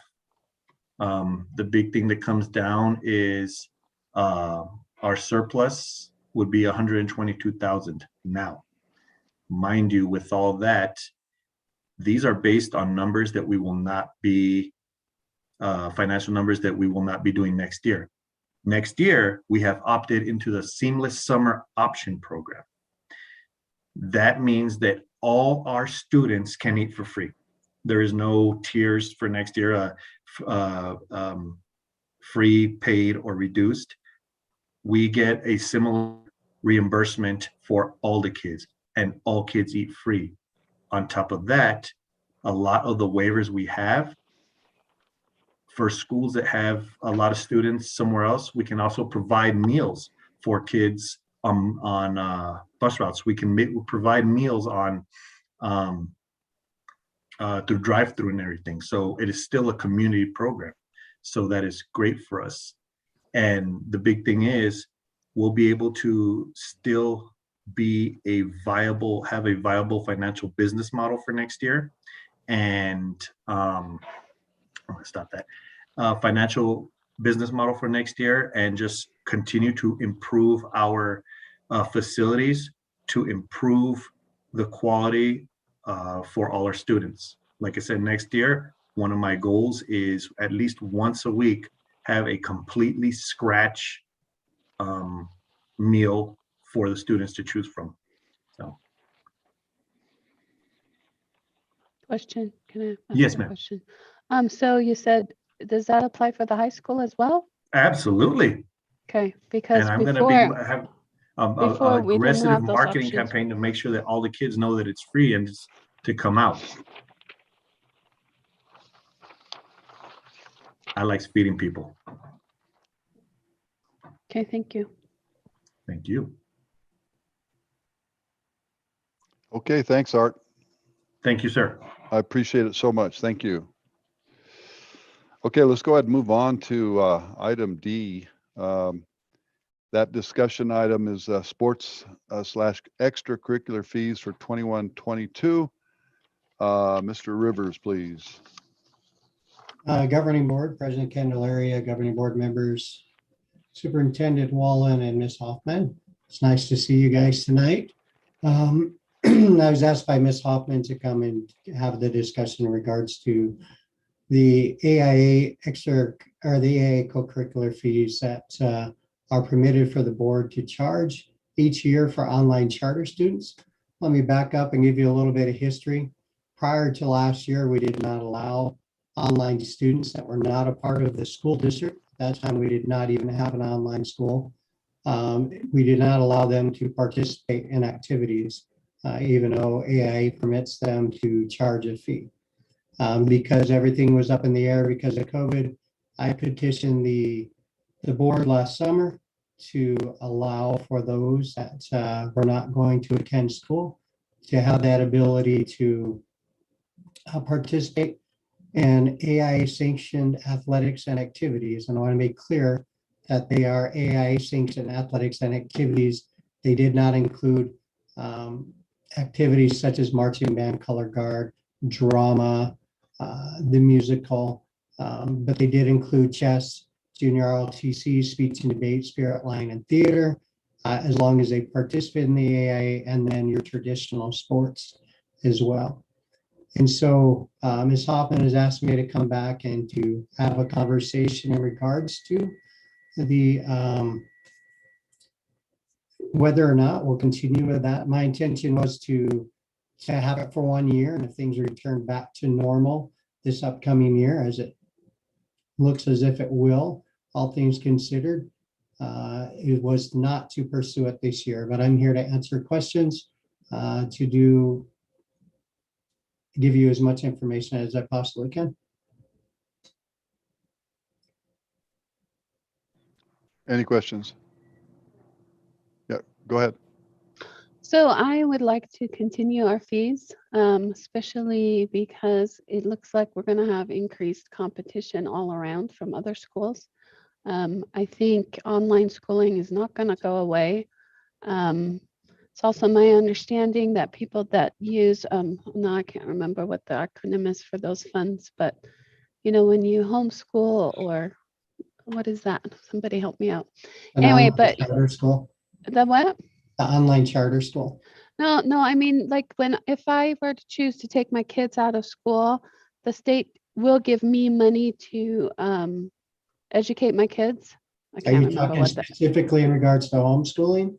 No. I'm like, Supplementing with- I'm sorry, I forget what it's called, but I know several families who get, you know, when we are deschooled, then you can qualify for monies to take your kids somewhere else, be that an online school or a charter school or whatever.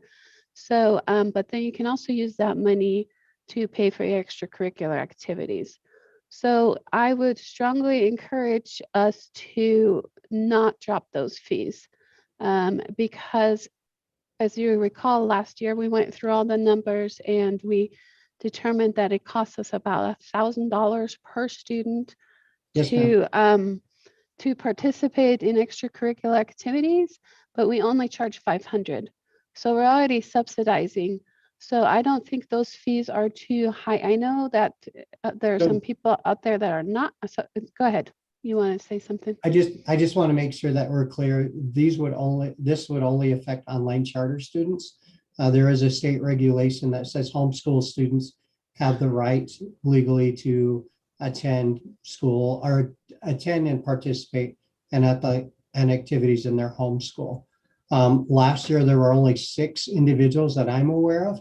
I'll have to check with Ms. Zuby in the store that took advantage of this, that participated in sports or activities, primarily color guard, and that paid that $500 fee. If they did not pay this fee, AIA does not permit them to participate in those activities or athletics. So I just want to make sure that that's clear.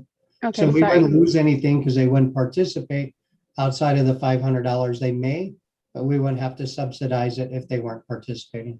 Okay, so I guess what I'm saying is I would really encourage us to keep those fees, because I think it's important that we don't that we charge for our services. And if people choose to go to other schools, that's their choice. But if they want to benefit from what we do, then this is what we have to offer. And if you're not enrolled here, then you need to pay to be part of the services we offer.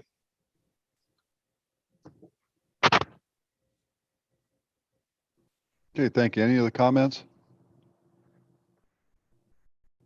Okay, let's go ahead and thank you, Mr. Rivers, for the information. Appreciate Yeah, that. can I have 15 seconds real quick? Oh, yeah, absolutely. Sure. I would like to give a recognition to a young lady that we had participate in our athletic program this year. She was one of only 2 recipients of the Student of the Year, receiving a $5,000 scholarship from the Arizona Cardinals and the Albertson Safeway organizations through the AIA, and that was Never Ed Harris. She was nominated by her coach, and she attended the awards ceremony last Saturday, and she was named, there's 1 female in the entire state and 1 male named in the entire state. So I wanted to give her proper recognition here. And then also we will send out the information via social media and email. Hey, thank you for that. So, Thank you for sharing that. Congratulations to Nev. Yep, thank you for your time. indeed. Okay, thank you very much. All right, let's go ahead and move on to item E, and it's a discussion. Yes, go ahead. Can I get clarification on how the board would like to move forward with this? If the board is going to put this in place for another year, it needs to be an action item on the June 8th agenda. So I just need to know. Yes, I think that was the intent. So yes, ma'am. Thank you. Okay. Appreciate that. Okay, item E, discussion regarding the district organizational chart and review of job descriptions for Director of Talent Management, Opportunity, Achievement, and Coordinator of Assessment and Program Evaluation, Superintendent Wallen. Thank you, Mr. President. Let me see if I can, everybody else is sharing. Let me see if I can share. Yeah, okay. What I have in front of you is the organizational chart based on a year of working with this, and the mission of the Page Unified School District is to provide each student with a challenging academic education in a caring and safe environment, focused on students first, focused on state standards, focused on parent involvement, focused on communication. We went through, and I am asking the board at the next meeting to approve a reorganization where I've changed some jobs and some job descriptions, and thank the board for their support up to this point. The organizational chart has been reviewed, and reviewed it with the administrative team, and it'll be added to board policy CC-E if the board approves it. It's built around the page entry plan initial discovery document back in July, in which we talked about, given the belief that every organization is perfectly designed to produce the results it's getting, that means that working harder in a system that needs fixing rather than growing the organization may result in more of the same. So rather than resulting in more of the same, I have made a couple of changes that I'm proposing to the board to consider. Visualize Page Unified Schools striving toward that B rating in 2021. And then in my document back in July, an A rating for 21-22 school year. To do that, we have to close the gap. And the driving focus must be about a guaranteed and viable curriculum, sound instructional practices, and assessments that align to the standards. And in your documentation, I gave you the idea of a written curriculum, a taught curriculum, an assessed curriculum. The written curriculum we get from our BT framework. That's where the standards are all calendared out across the year. And with that goes common formative assessments. With that goes reteach and enrich. With that goes a lot of other resources that we've put in place to make that happen. And so our work is about rethinking and reimagining school through research and development, systematically looking at better practices and structures and capabilities. And that's what I'm proposing here, a different structure to meet that goal of becoming an A school. In the second year, the focus is on tightening the organizational environment. As a result of this evaluation, I'm recommending this alignment with the changes in positions and job descriptions. The organizational chart begins with the board through the superintendent and the staff assignment to implement the vision of the board and the superintendent. And I begin with a director of opportunity and achievement. This is based on the research that is part of our Project Elevate school reform models, and all comes out of there. So it's not something I just sat down and dreamed up. It pulled out from our Project Elevate program. So with that, looking at a director of opportunity and achievement, and that person would be involved with functions, activities, and staff to support the overall administration, design, and implementation of the district's educational program. This administrator assumes full responsibilities for all aspects of the planning, managing, coordinating, and directing equity and inclusion. So it's changing from a deficit model to a growth model because we're looking at expanding equity and inclusion. In doing so, he or she makes the most efficient utilization of resources available and providing the maximum instructional benefit to all students. So in their job description, which is attached, I give you the district responsibilities, visionary responsibilities that they articulate, communicate, and lead the collaborative implementation, ongoing revision of the district's mission and vision. As an instructional leader, they build a strong community intensely focused on student learning, not teaching, student learning. Our focus is on learning. What did the students learn? They established the professional learning structures and opportunities for leadership, faculty and staff to work together around common goals, engendering a culture of mutual respect, shared responsibility, and focused attention on student learning. And instructional infrastructure is building that up and looking at high quality curriculum, high quality instruction, and a cohesive assessment system focused on data-driven decision-making and data-driven instruction. That is what will close that gap. Clear expectations for implementing the district curriculum are in place and have been communicated and are monitored. So this person would oversee all those areas and be the number 2 person in the district. So it gave you instructional infrastructure, and then instruction, and then student achievement and staff development, the things they would be involved in. So with that would be this person here, and they would build that whole opportunity and achievement. So we would be looking at some things like STEAM. We would be looking at expanding our Dene language program. We will be looking at Clarity, Project Clarity. We will be looking at Project Elevate as our leadership model. All those pieces would be focused in this person moving forward with that idea. The next position that is, and that replaces the Director of Curriculum and Instruction, that job, this replaces that job description. Then the next one is the Director of Talent Management. This is taking, again, this is from our Project Elevate program, and this is taking the HR program and turning it into a talent management program, recognizing that we have talent, and it's under administrative direction, direct functions, activities, and staff to support the overall administration, design, implementation, and communication of the district's holistic talent system, ensuring the right people are in the correct positions to help achieve organizational goals. The system includes careful analysis and workforce planning, means we're ahead of the game instead of behind the game, strategic recruiting and hiring, and ongoing efforts to retain employees through working conditions that ensure engagement, support, growth, and development, leading to an empowered, motivated, high-quality staff. And so it goes through general duties and responsibilities, and then focuses on recruitment. Recruitment is a planned and intentional effort to select top-tier talent. We want to go after top-tier talent.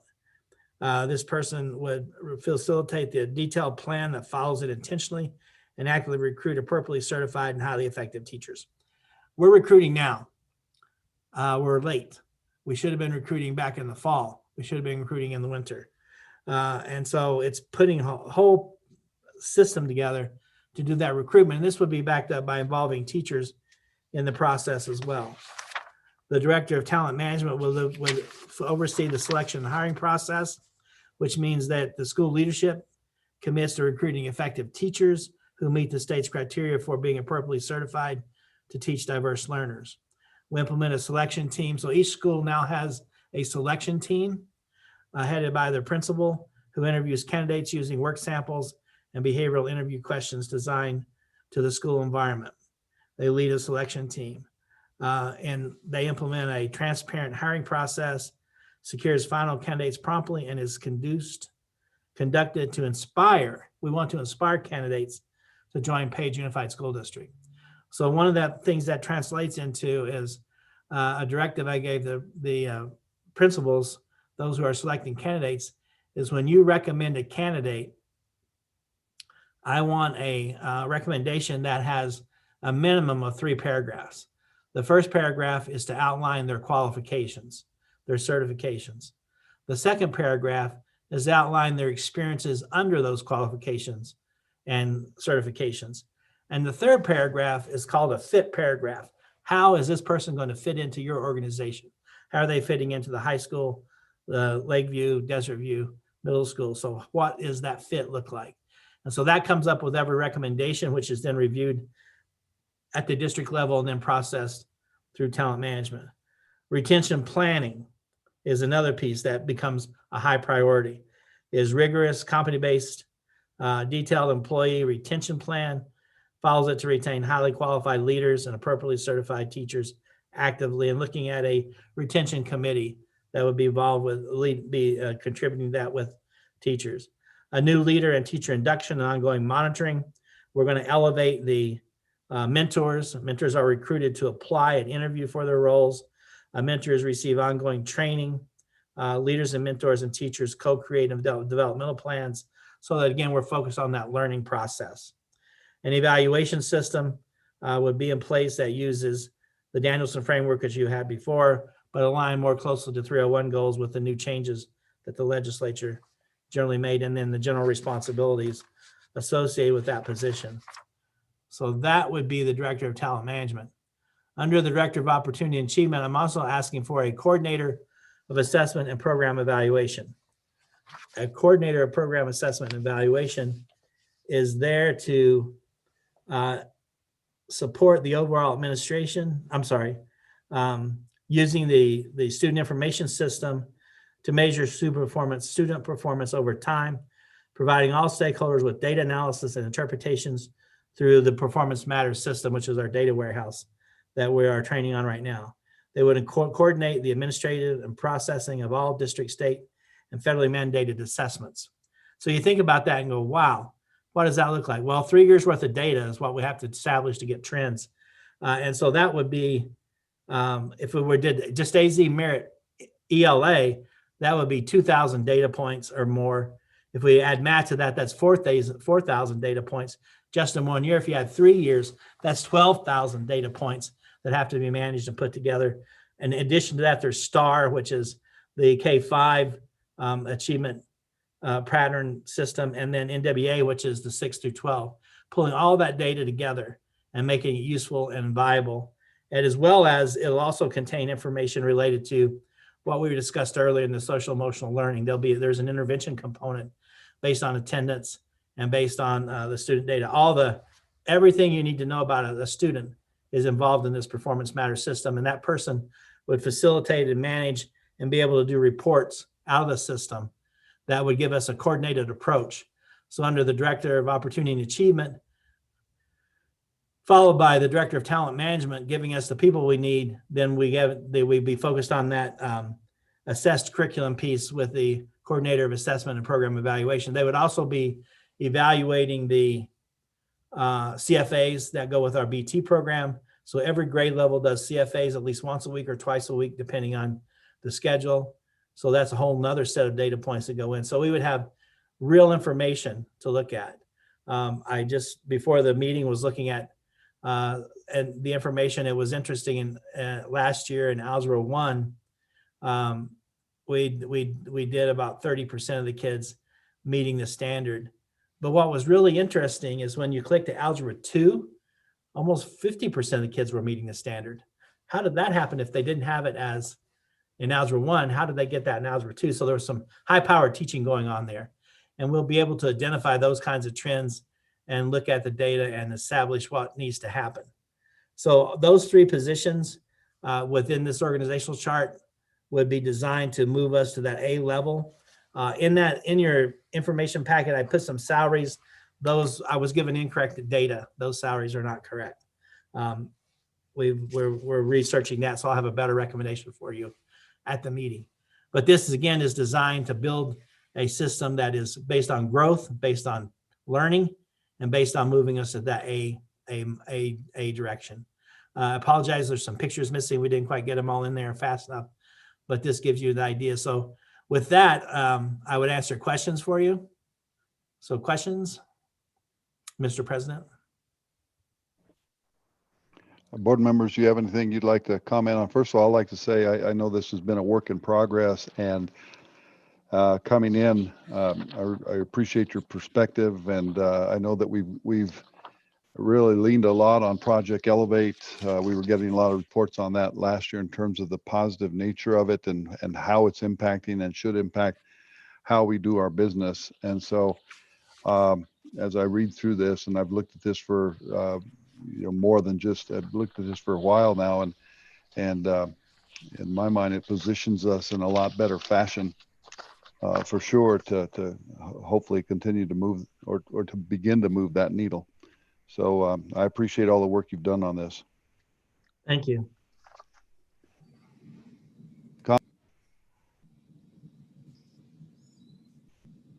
I have some questions. Yeah, go ahead. Go. Okay, so when I was in your office today to talk about this a little more detail, I forgot to ask you, well, so the way I understood it, it used to be Jeannie Woods, right, who did our curriculum assessment and program evaluations, and she's now mostly in charge of grants, correct? Correct. During my time, she's been in charge of grants. I don't know about before that. And remember, we're adding another $9 million of grants to the COVID monies that she's also managing at the same time. Right, but so before you came, I vividly recall getting all these updates about, student achievement, AZ Merit data. As always was Jeannie doing that for us. So who has been doing it this last year? I have, Jeannie has, Shannon's done a little bit. Abe has been doing a lot of it. Okay, so but it was we're not pushing that data out there to you the way we should be. I can tell you that. So, sorry, Jeannie, you, Abraham, and who was the other person you said? Shannon's done a little bit of the assessment, Shannon. even though it's not in her job description. Okay. Thank you. Data is what's going to drive our school improvement process. That's what's going to focus on the learning. And that's what's going to elevate the student scores and cause us to step up our game. So I guess this one for the A plan vision, that's a long-term goal. I know it's not going to happen right off the bat, but it's a long-term process. So I know, like you were saying, it's to help gather data for you to see where student academics is either, well, where we're at as far as students failing and students passing, and the trend, what the trends are showing, and how we can better assess that. Correct? Correct. And respond to those trends. Like I said, I was looking at it earlier, we had Algebra 1 didn't do as well as Algebra 2. Algebra 2 is much more difficult. Somebody did a great job there. We need to find out what they did and make sure that continues, and then look at how to impact the Algebra 1 group to get their scores up that high. Mm-hmm. And so that takes some detailed analysis based on standards.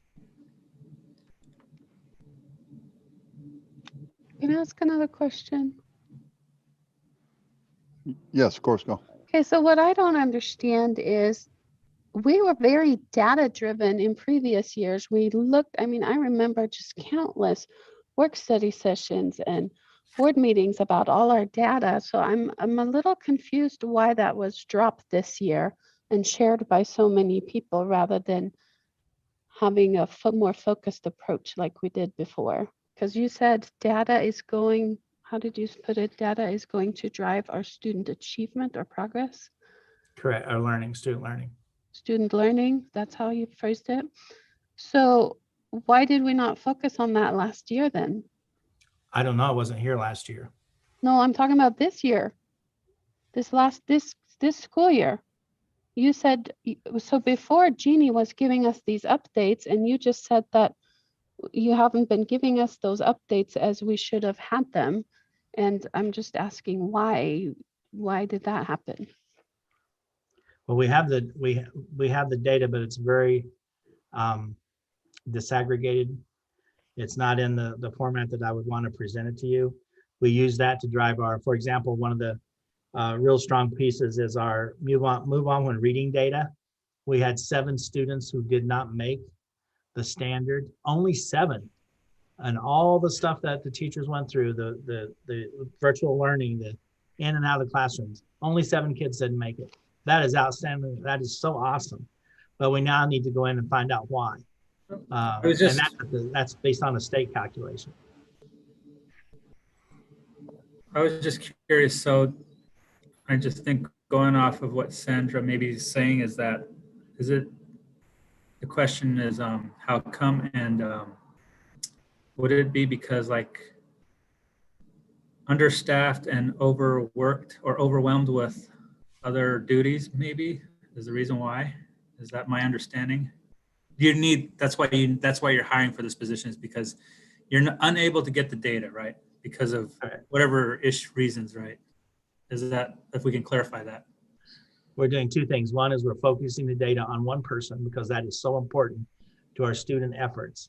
Number 2 is we're adding a program called Performance Matters, which is part of Power Schools, that will be the data warehouse that will be able to give that data to the administrators, to the teachers, actually the students. Students will be able to log in and see their scores as well. It will also the system will take that CFA that you're giving on this to test this standard. You develop that CFA, it's in the system, you push it out to the kids, they take the assessment, they give it back, it's graded, the teacher has the data to respond to, rather than having to go through all these papers and so on and so forth. Then they can determine which kids need enrichment and which kids need reteaching. I'm just thoroughly confused now because we've done all that in the past before and it just didn't happen this year. It didn't happen this year that much, no. And the data that you've had in the past, Ms. Kidman, has still put you in the C, D, and F range. So the data is not being responded to. I don't know about the presentations. I wasn't here and looked at that, but the data still doesn't support a change. And that's what we're trying to bring about is the mission that the board gave me when I came on board was to increase the achievement rate. And that's why the pathway to a B district, pathway to an A district. This, I believe, after a year of study is the way to build that up and make it work. Okay, I understand what you're saying there. What still confuses me is we've always looked at our data before and it was always used to help us improve student achievement. And so I guess I'm just confused why it didn't happen this year, why we didn't do that this year.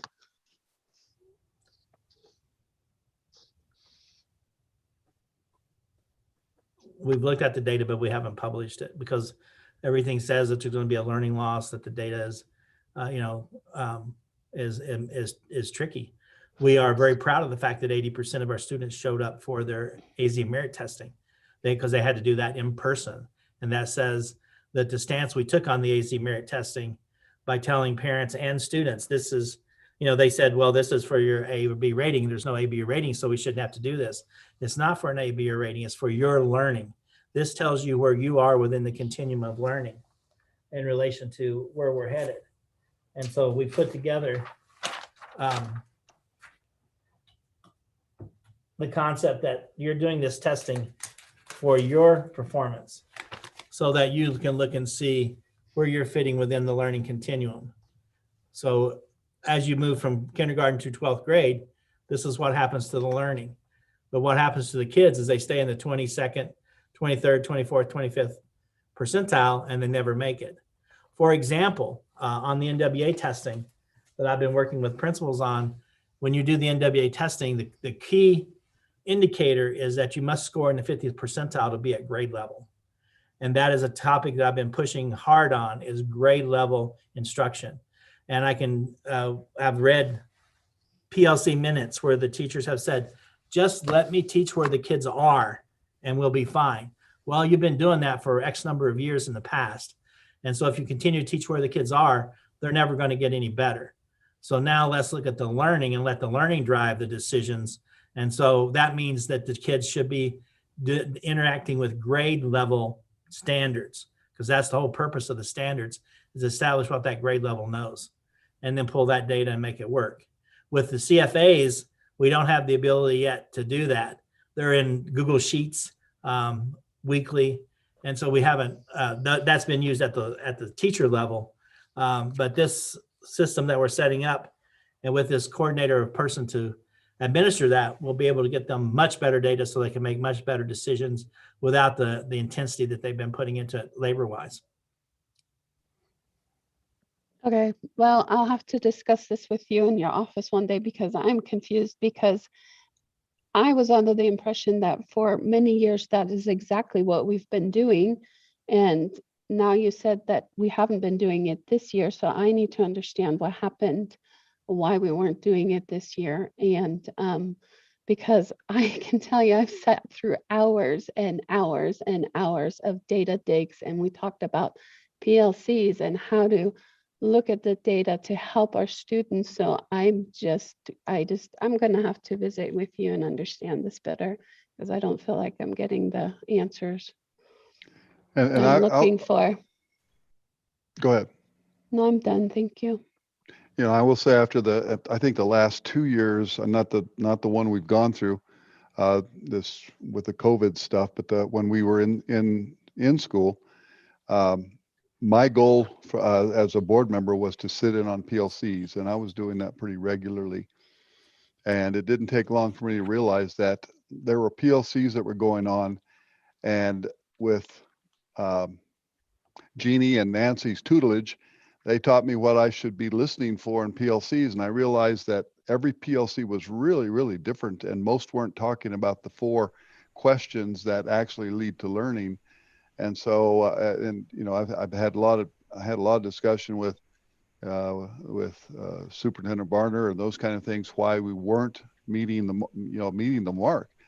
And so anyway, that's why I'm so happy to hear almost a seamless presentation from kindergarten through 12th grade regarding AVID and regarding strategies, and an emphasis again on training what those things are about, because you know, you heard the word silos up front. We heard that before when Superintendent Wallen presented an audit to us regarding our processes that we were conducting, and the processes were, how are you doing your business with the tools that you have? And he described it as silos. And I think that that's kind of been one of the things that has been a target for not only us, but the teachers, and because there's no question the teacher's been really working hard, and to be flatlined like that for the last 4 years in our performance is just not, you know, we want people to be successful and all their hard work to show off. And so, you know, that's why we hired Superintendent Wallen to bring him in to be an instructional coach and to lead that way. And so I've been really excited about the data we have been exposed to a little bit. It hasn't been formal for sure, but it's been, boy, we've seen this improvement, 85% in the math at the 5th grade level, and some of those, the data he just talked about. But yeah, you're right. We haven't had those presentations at this point. AZ Merit, I don't know that we have any pretenses that all of a sudden we're going to just flip the coin this year on AZ Merit. Most will say, and I don't want to be in that category, but most will say this is a lost year of education for kids. I've heard too much about, man, so our younger kids are learning a lot of things that are going to help them in the future. And that's the dynamics of really learning themselves, having to be on the computer themselves, having to operate within the Google Classrooms and Google Meets and doing their own presentations. And that's that I think will prove to be very valuable. But the focus on the data, it has to be there. And like I said, I saw some PLCs in my 2 or 3 years with them, going visiting those things that really did focus on data. And the ones that I was impressed with, you could see their students' scores improve in areas. Science, for instance, at the middle school, it began to change real quickly, and it wasn't a mistake, because the people, the 2 or 3 teachers that were that were in their cohort, they were comparing the classrooms, they were comparing their subject matter, they're comparing the results and saying, oh, I didn't teach that this week or this week, and we're going to catch up, and that's why my class is behind yours. And so they were sharing the things I think you need to be successful. So I did see the use of data over the years. Again, I'm excited about improvement and how we get there. And so anyway, those are my comments. And in those PLCs, let's say you have 6 teachers who are focused on teaching, then they're looking at what they taught and they're looking at their data and they're looking at it from 6 different sets of eyes. That collaboration, that compiling of the data, putting it together and say, whoa, my kids didn't do so well. Yours kid did. How come your kids did so well? And that's reflected in some of the PLC discussions. All of a sudden it became, this grade level, let's say this is 3rd grade level, is only going to be as strong as its weakest teacher, because that weakest person is going to pull those scores down. And so by focusing on learning and focusing on the data to drive that learning, it builds a collaborative approach related to the PLCs and the 4 questions that they're supposed to be focused on. Right. Yeah, and I would like to say I've asked for a presentation on where are we now in our process with our kids. Where are our kids on the learning curve? And I think we were talking about doing it. I think sometime in June. I don't know when it's for a work study session, so that we can really get a little deeper look at what has happened this year. Am I mistaken, Superintendent Wallen, or is that right? No, you're right on target. Absolutely. Okay, so And we once did we get ask. Yeah, go ahead. the performance matters in place, you'll be amazed at what you're going to learn and what you're going to see from the data. Okay. So if I can make a comment, going back to the main topic of discussion, right, which is to hire the right to do the job. I think we get the understanding of the job description and what it entails, but I think the question is, why do we need to hire the person? And because, this is the reason why. So like, I know, for example, like if you didn't have the business manager, right, Vindy, who would be doing all that work? And I know it's a lot of work that's entailed to gathering all that information. So what you're saying is it's a lot of work entailed, and there's a lot of things that are involved with gathering data, and it needs to be better managed. Is that my understanding? And they need to hire. That's what I think we're trying to get at. Absolutely. It needs to be much better managed so that we can see where our strengths are and where our growth targets are. Okay, if that makes sense to everybody, I don't know. I mean, that's what I'm gathering, is that you need to hire somebody to better manage the problem, because it's probably hasn't been managed as well as it should be, I'm assuming. It hasn't gone to action. It hasn't caused change to take place in the achievement data. Remember in my presentation back in July, the learning gap, if you remember, I showed you a learning gap, a chart. Every grade level still had the same learning gap they had the year before and the year before and the year before. We didn't do anything with that learning gap. And that's what we have to change, is that learning gap. Okay, thank you. And Chuck, good question and good. Thanks you for bringing us back to the target. So I appreciate that. Yeah. Thanks. Any other comments, board members? Okay, if not, let's go ahead and move on. Item F, discussion regarding job descriptions for media specialist positions at Desert View Intermediate and Lakeview Primary. Superintendent Wallen. Mr. President, members of the board, I have a request from both principals to reposition I'm lost my job description here for the media specialist. I'm sure you have it in front of you. To reposition their libraries are being run by paraprofessionals and or computer teachers and I've been really pushing hard this year, and we haven't achieved it yet, a balanced literacy approach that we should be able to show you a K-12 balanced literacy program. And one of the pieces of that program is independent reading. Well, if we're taking our libraries and delegating them to this kind of a role where they're not engaging kids, not having media demonstrations, not having book talks, not having, it's important that we change that. And so both principals have indicated they would like to have a media specialist positions at those two schools to start out the program. And I gave you an article. I hope it got in there. I'm going to stop sharing my screen just a second. Where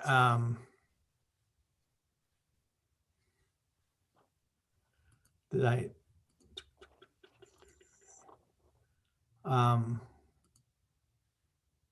Hold on, I'm sorry. Where we are looking at a very strong literacy program. Part of that program comes from our Renaissance 360 program that we have. It has a piece element in that Renaissance 360, which is the STAR assessments. It has a program called Accelerated Reader. An Accelerated Reader is about impacting students' independent reading skills. And so what it does is it manages your reading ability. It gives you a Lexile number as a student. You go to the library and you find the books that are at your Lexile level so that you can read them. You pull those out and read them. You get assessed. Your Lexile went up if you were successful. And it begins to build that whole independent learning program. And so we're changing dynamically what's happening in the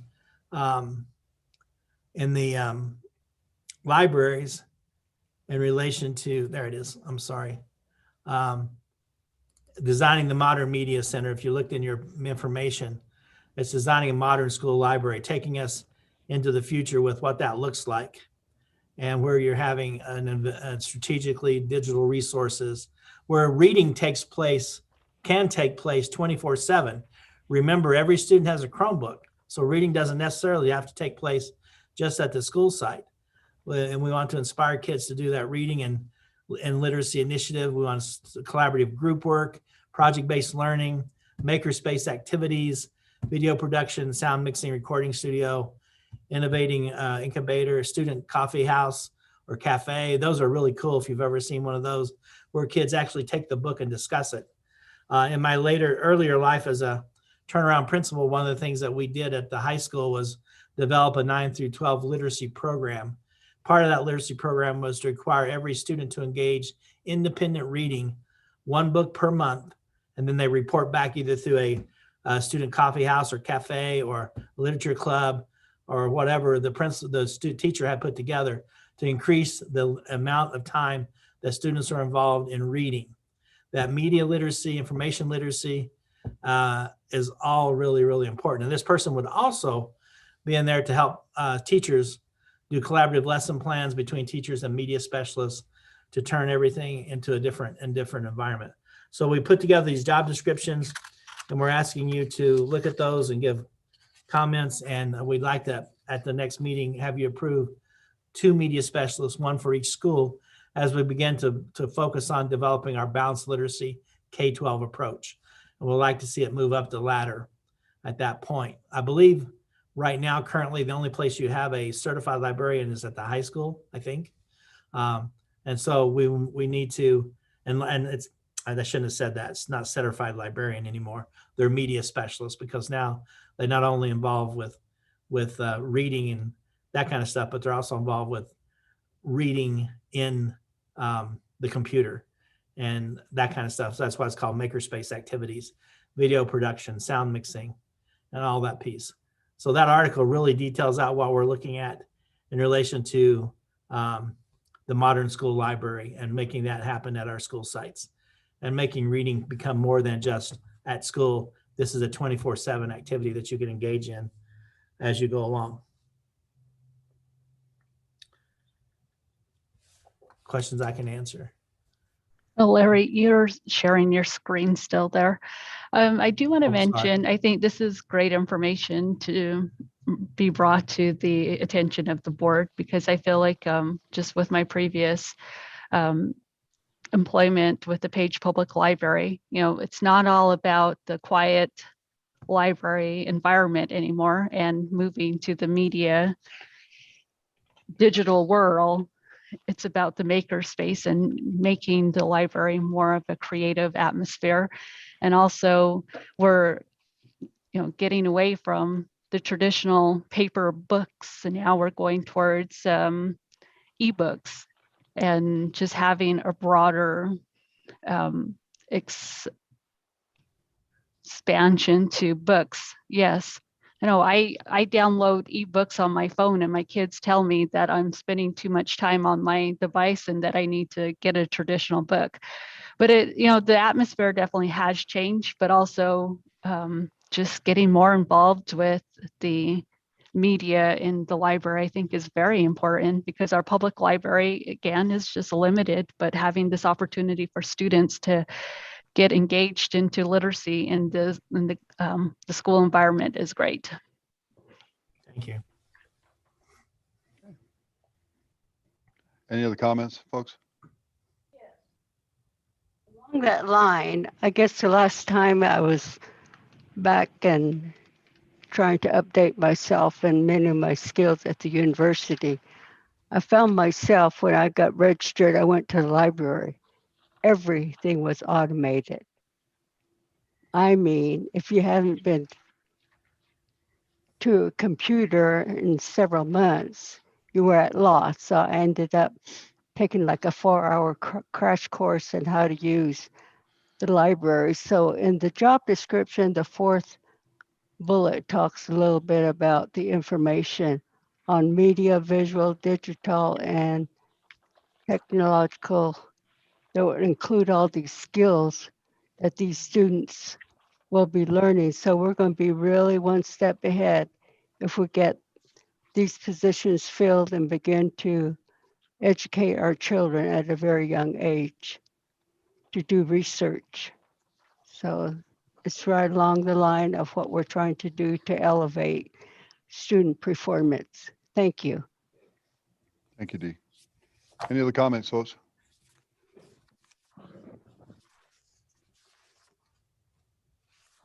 Let's go ahead and go on to the next item then. Item G, I believe. Yep, item G, closed campus lunch discussion for 2021, 2022. Superintendent Wallen and Principal Martin, thank you. Thank you, board members. I would like to try to share my screen again, if I can. Yeah, I think it's this one. Just to give an intro to what Ms. Martin is going to be talking about. I went and did some additional research beyond what she's going to be presenting, and said, what is it about an open campus? What is it about a closed campus? What are some of the issues? And this was provided to you. So an open campus means that students have the freedom to leave the school campus during a free period or lunch hour. A closed campus means that students are not permitted to leave during the school day. Having an open campus does not give students a free pass to leave school grounds whenever they please, but it does. Open campuses are still monitored. Then if the school operates on a traditional schedule and there isn't time for students going in and out and getting back to class on time, that poses a restriction. And right now, the high school master schedule, we've allocated 30 minutes for lunch. Safety is the #1 priority. And things have changed dramatically as we move forward in relation to where we are. And so safety is that #1 priority.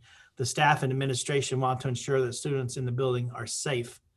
With an open campus, it is more difficult to monitor where the students are because they're gone. They're downtown somewhere. There's also a higher chance of students to get an accident if they are to leave campus quickly to go lunch and then quickly back to campus. So these are all considerations put in place, and this Ms. Martin will add some more details to that. There are advantages to having an open campus. According to Connect Us, it allows students to learn responsibility and interaction. If a group of students left for lunch, they're also responsible for coming back to school. The open campus system puts a great amount of faith and trust in students to use this privileged responsibility. But on the other side of the coin, the system puts trust in the students, but many people could abuse this privilege. And has every student stepped up to be able to do that trust? For example, if you're a 9th grader and you're 14 years old and you're going to go downtown to do lunch, getting back may be a challenge because there's a lot of decisions you have to make to do that. An open campus system would allow a way for students to be social, spend time out of the classroom. The open campus policy would allow students a break and to be social with friends. And the most compelling reason to close high school campuses during lunch is the same reason that we close them for elementary, middle and junior high school, is student safety again, causing everyone to be safe. And the world's changed. It's not the same. I serve on the city's substance abuse task force, and I know the numbers that get presented to us every month, especially about the opioid challenges and the addiction challenges that are being faced. Another reason you could want to let students leave campus is to get a healthier lunch. And according to Connect Us, which is a research report, open campus lunch allows varied lunch items, and some students may have very special dietary needs. The open campus lunch can also promote unhealthy eating. If students are rushing to get a quick lunch, they could be more inclined to stop at a fast food restaurant. And according to the Public Health Advocacy Institute, many schools have certain requirements that they must comply with in regards to school lunches. That means that schools are required to give students nutritious meals. We are required to do that. And we're required to give a balanced, nutritious meal. So that's another piece to go back and forth.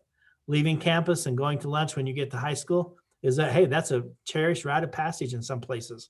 And so that should be taken into consideration. Fast food restaurants adjacent to the high schools, they rely on that business volume. That's another reason.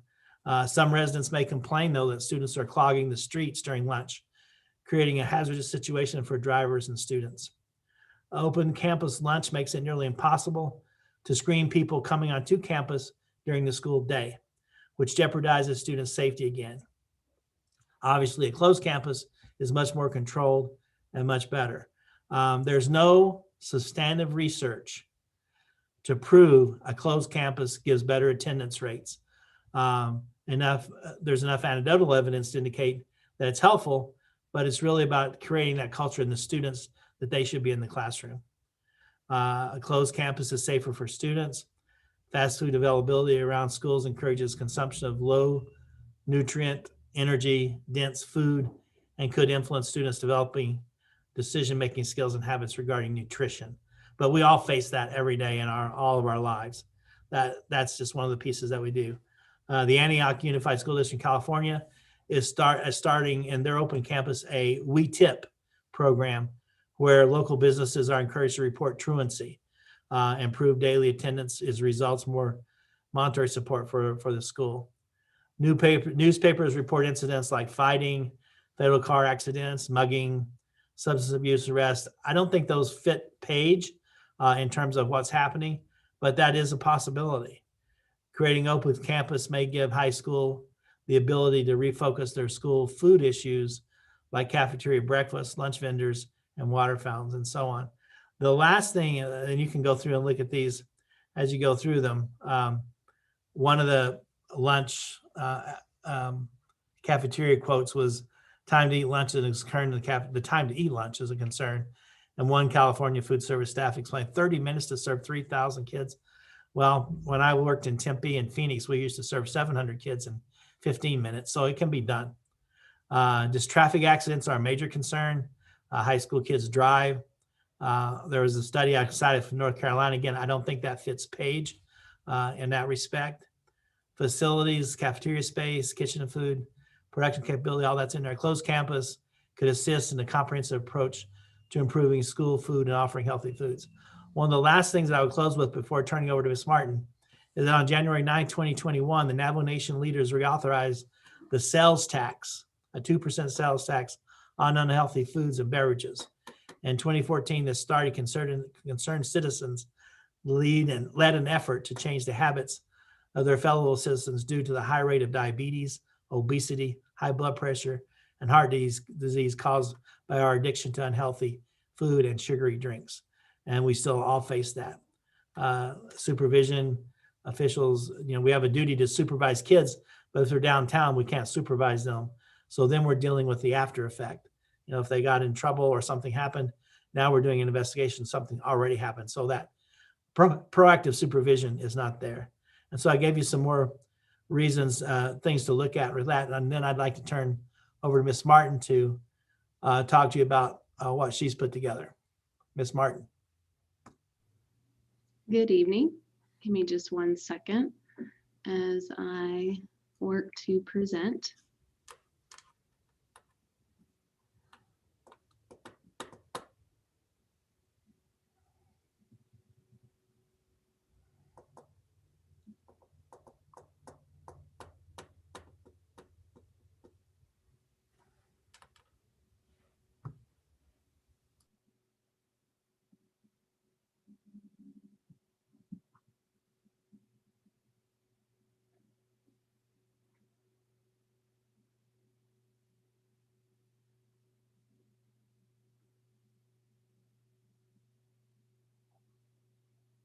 Thanks for bearing with me.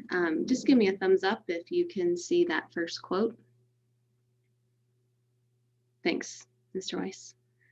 Good evening, President Candelaria, school board members, and Superintendent Wallen. I appreciate the time that you guys are giving to the matter of lunchtime at Page High School. As we discuss and listen to one another this evening, I do ask that we listen with open minds and set aside the impulse to rely on the way that we've always done things. Setting aside a past or former approach will allow us to explore new approaches and options that may yield better results for our students.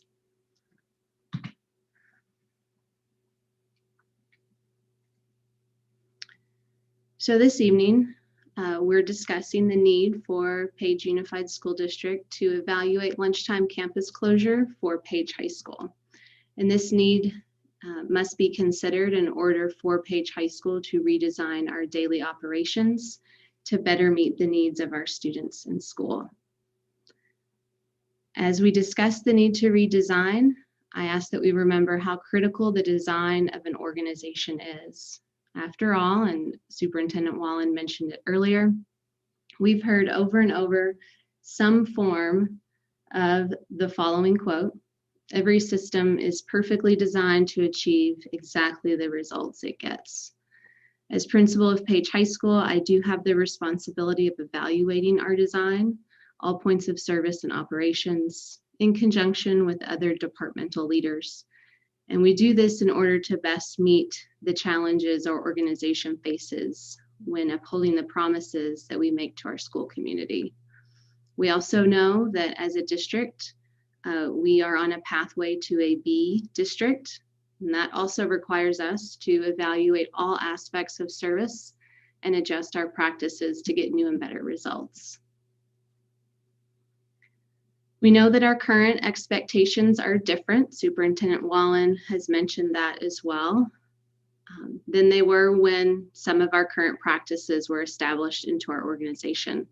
This means we may need to shift our efforts and operations towards structures that maximize academics and maximize instructional time so that we can focus on educational goals. This calls us to create structures that minimize distractions. And this means that we must be critical of how we ask our students and families to go about their school days, lunchtime included. Off-campus lunch is one of the current practices that has shown itself to be more of a distractor than a benefit to our educational success. So I'll be presenting you information this evening that will help us discuss the need to evaluate lunchtime campus closure at Page High School. And it really will cover 3 areas: the organization of time, student safety, and the health of our food services programming. So first thing that I want to ask us to consider: is there time within the organization of our school day for students to leave campus for lunch and return to campus before their next class begins? One of the things that we do annually is we go through what the state calls a comprehensive needs assessment, or you've heard the acronym, the CNA. So this statement: students are engaged in non-instructional programs that offer cognitive, social, emotional, and physical benefits, as well as the question: is lunchtime scheduled so that students have plenty of time to leisurely eat adequate amounts of food to meet their nutritional needs. Both of those come from that comprehensive needs assessment. So we know that students will have a 30-minute lunch break.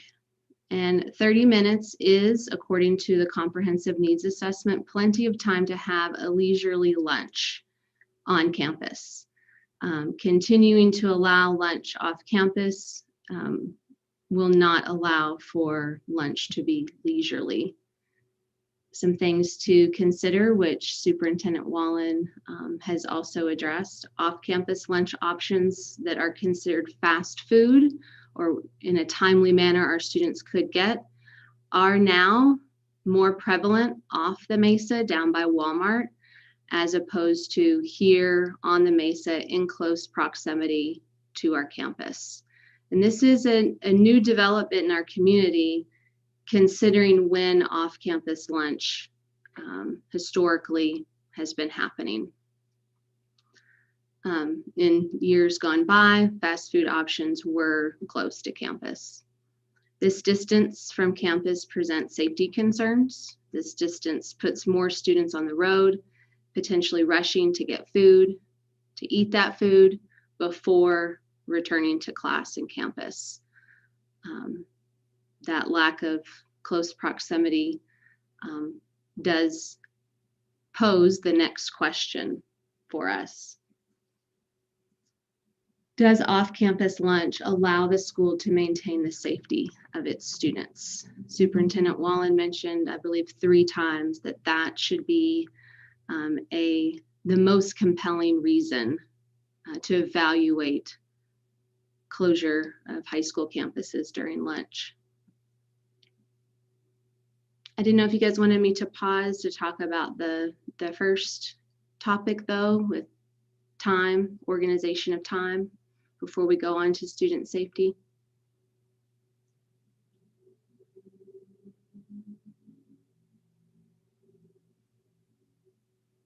I'll just keep rolling then.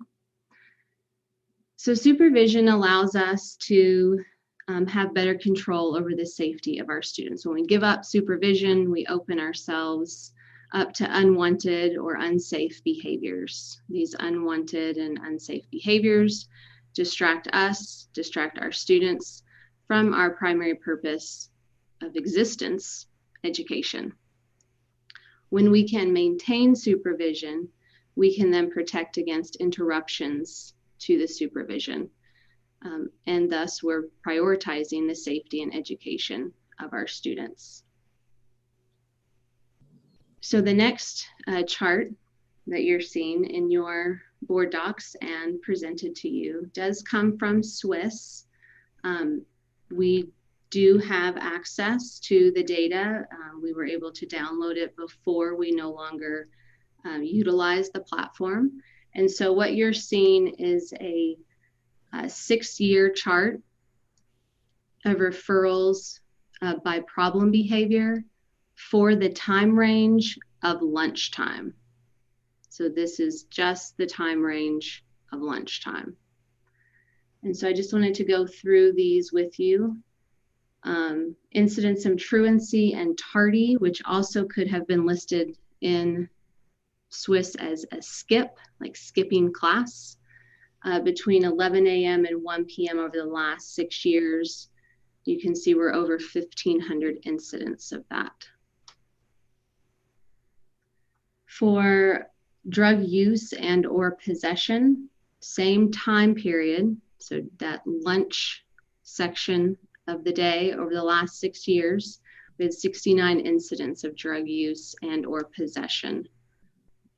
So, you know, if we do an average, that's around 11 incidents per year. There were 21 incidents of alcohol use and or possession between that time range over the last 6 years. And if we run an average, that's 3 incidents around. 37 incidents of theft between this time range. And remember, our students are, for the last 6 years, going off campus, often going to Safeway. Safeway has developed a relationship with Page High School over the years, and not always because of positive interactions, but because of having to address and report over there because of theft. And then we've had 25 incidents of fighting during that time range of a day over the last 6 years. Of course, some of those are on campus, but some of them are off campus as well, particularly in the park setting.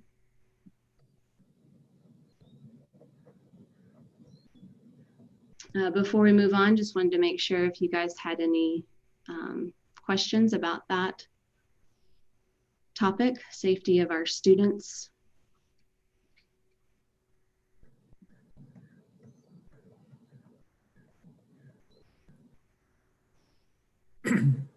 So I guess just to comment, I think there's a big concern for sure that,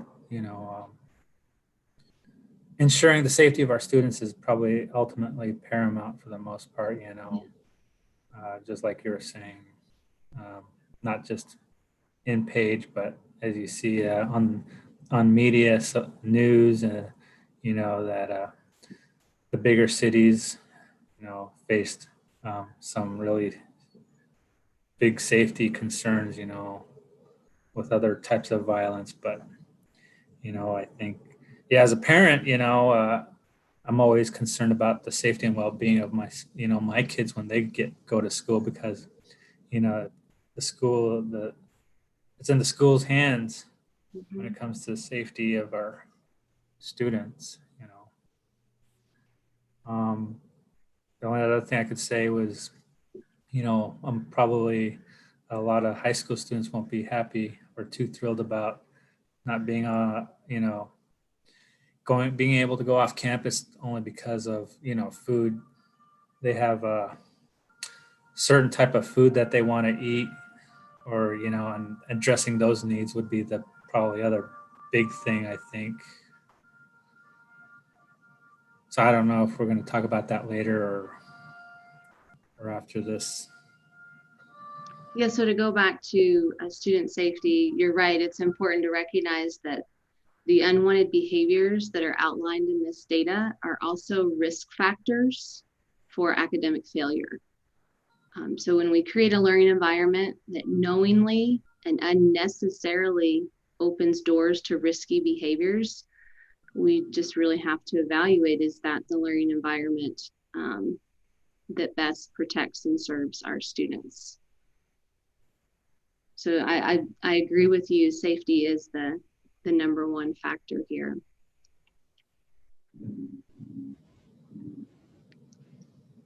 So the last point that I talked about, that I said we would talk about, is our food services. And this food services, as you heard from Art, their goal is to address the health of our youth as well. Not only are they providing food, but they're aiming to do it in a way that is nutritious and healthy and does meet the health needs of our youth. So the question then is, what are the benefits of closing our campus at lunch to our food service programming? Which really prompts another question. So what are the benefits to our students and families by improving our food service programming? Once again, I just wanted to remind you that as schools, we're asked to evaluate these needs. And this statement and question comes from our comprehensive needs assessment that we do annually.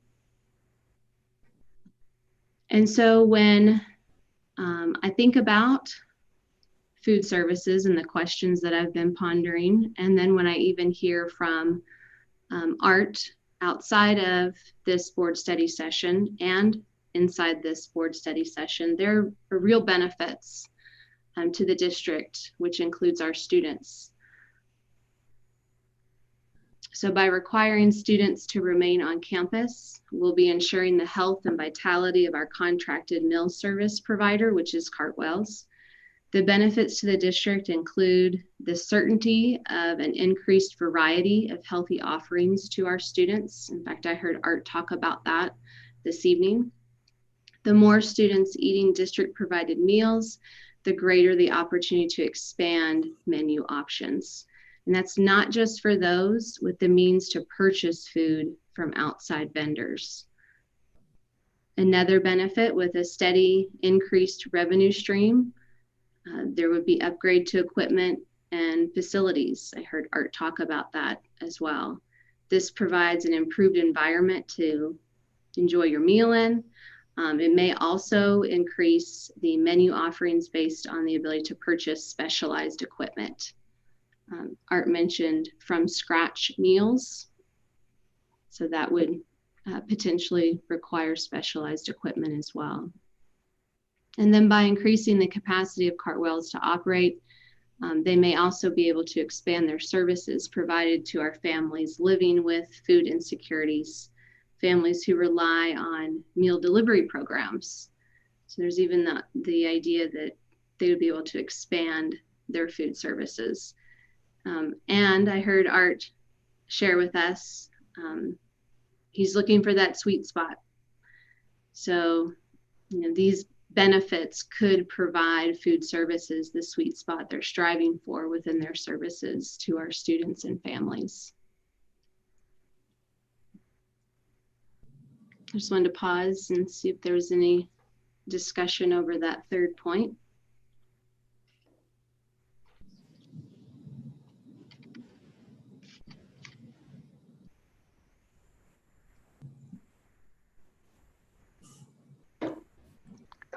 I don't think there's any questions. I'm sorry, I don't think we have any questions at the moment.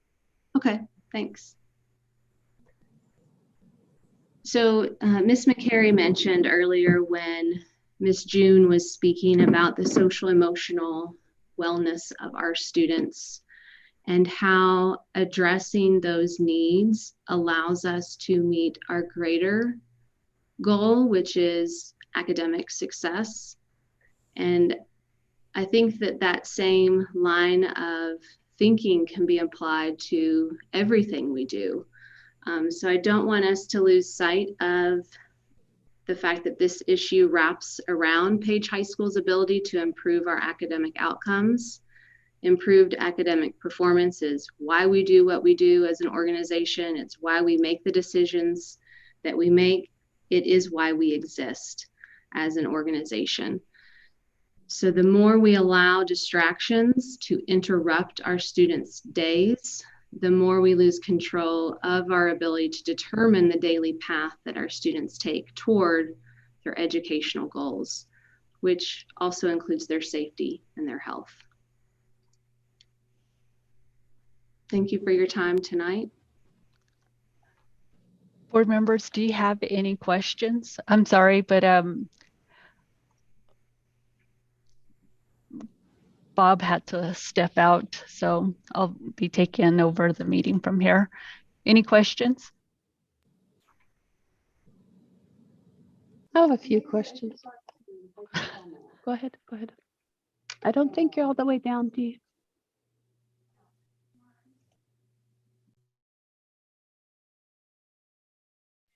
I know we did a survey either 2 or 3 years ago in regards to the same topic we're talking about tonight.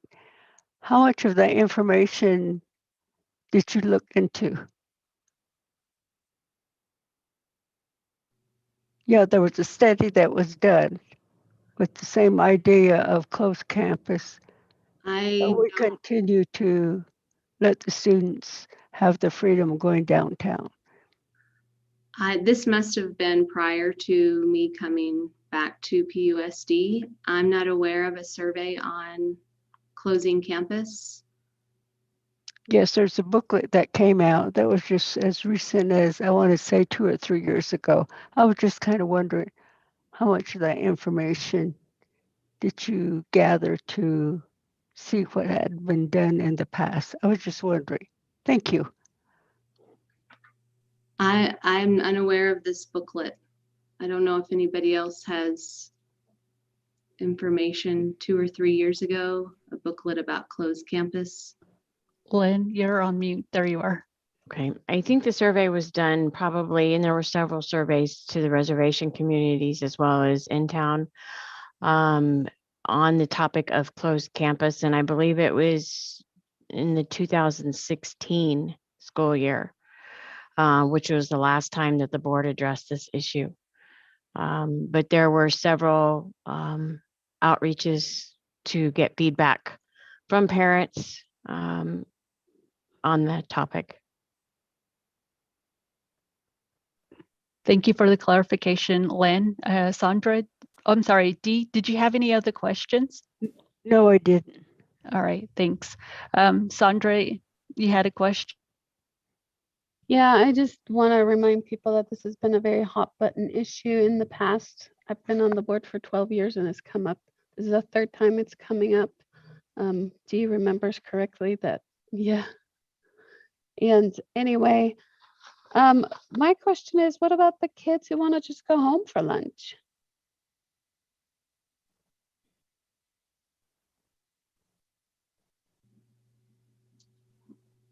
I guess I would respond as a principal of Page High School that that could still pose distractions to our day. What kind of distractions? What goes? I don't. There's a lot of kids that live close by and they just want to go home for lunch. I don't understand what the distraction is by going home for lunch. It interrupts the flow of the day. You know, do they get back on time? That would be something that I would be concerned with as the principal. Those are my thoughts, you know, off the top of my head regarding that.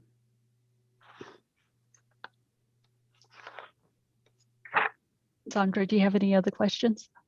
Not that any that I want to ask right now. Okay, Chuck, do you have any questions?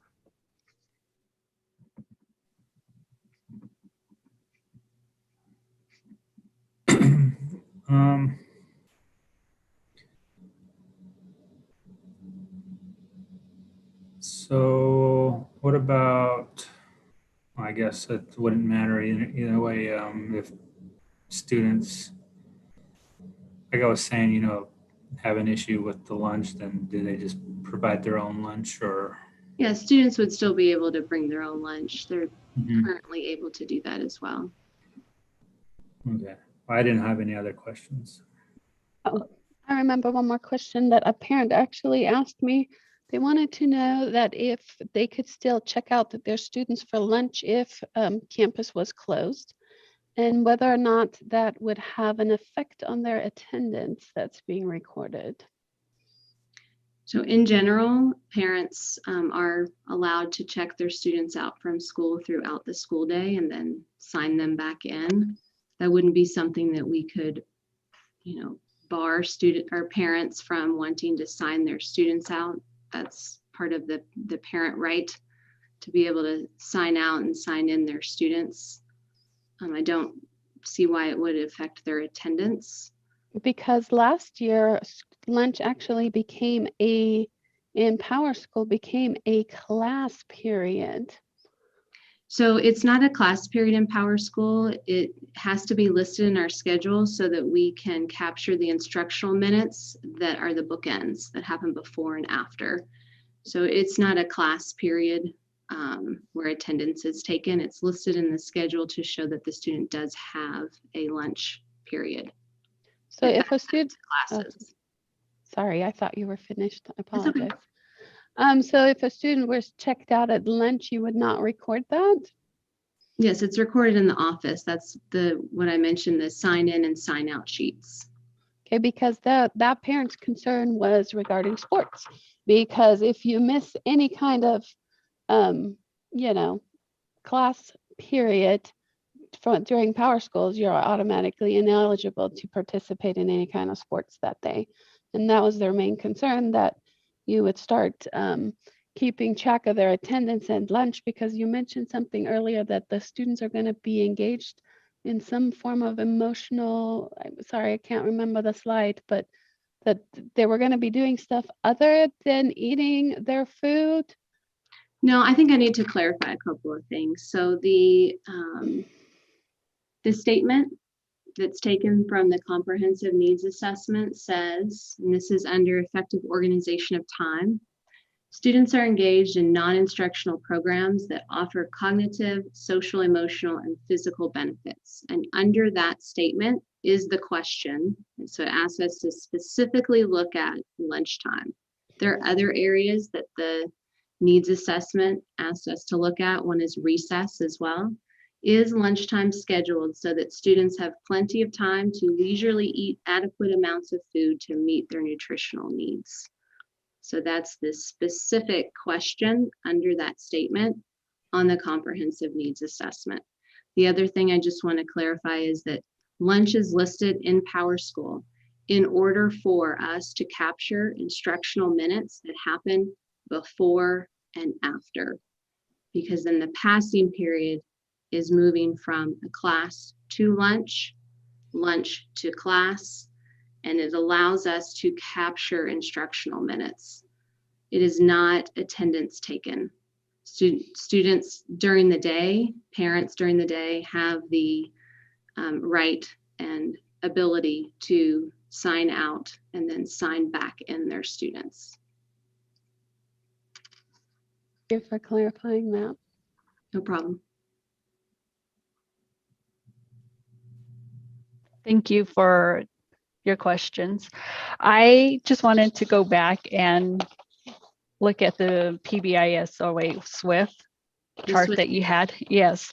So being prior to being a school board, I remember starting out in 2014, 15 as a member of the PBIS team for the Page High School. And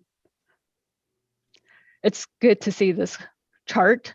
And then also, I know there was, going back to what Sandra had to say, indeed, this has been a topic multiple times. And so I know it's also come before site council as well too, at the Page High School when I was involved in site council. And some of the concerns that I've heard from members at the time was the casualty of students leaving the campus in vehicles and, you know, just rushing within that short period of time. And of course, casualty did happen among one of our students during a lunch time because our students are rushing to these different locations to have to get access to food and so forth. But responsibility, I mean, goes hand in hand, you know, parents trusting kids, so forth, and then also, you know, from the student, the school perspective as well. But safety being a priority of our school district. And then also, you know, the behaviors that you had just mentioned. And it is, I mean, I often see it, the different issues that come across our students' path, going to lunch and coming and returning back to our campus.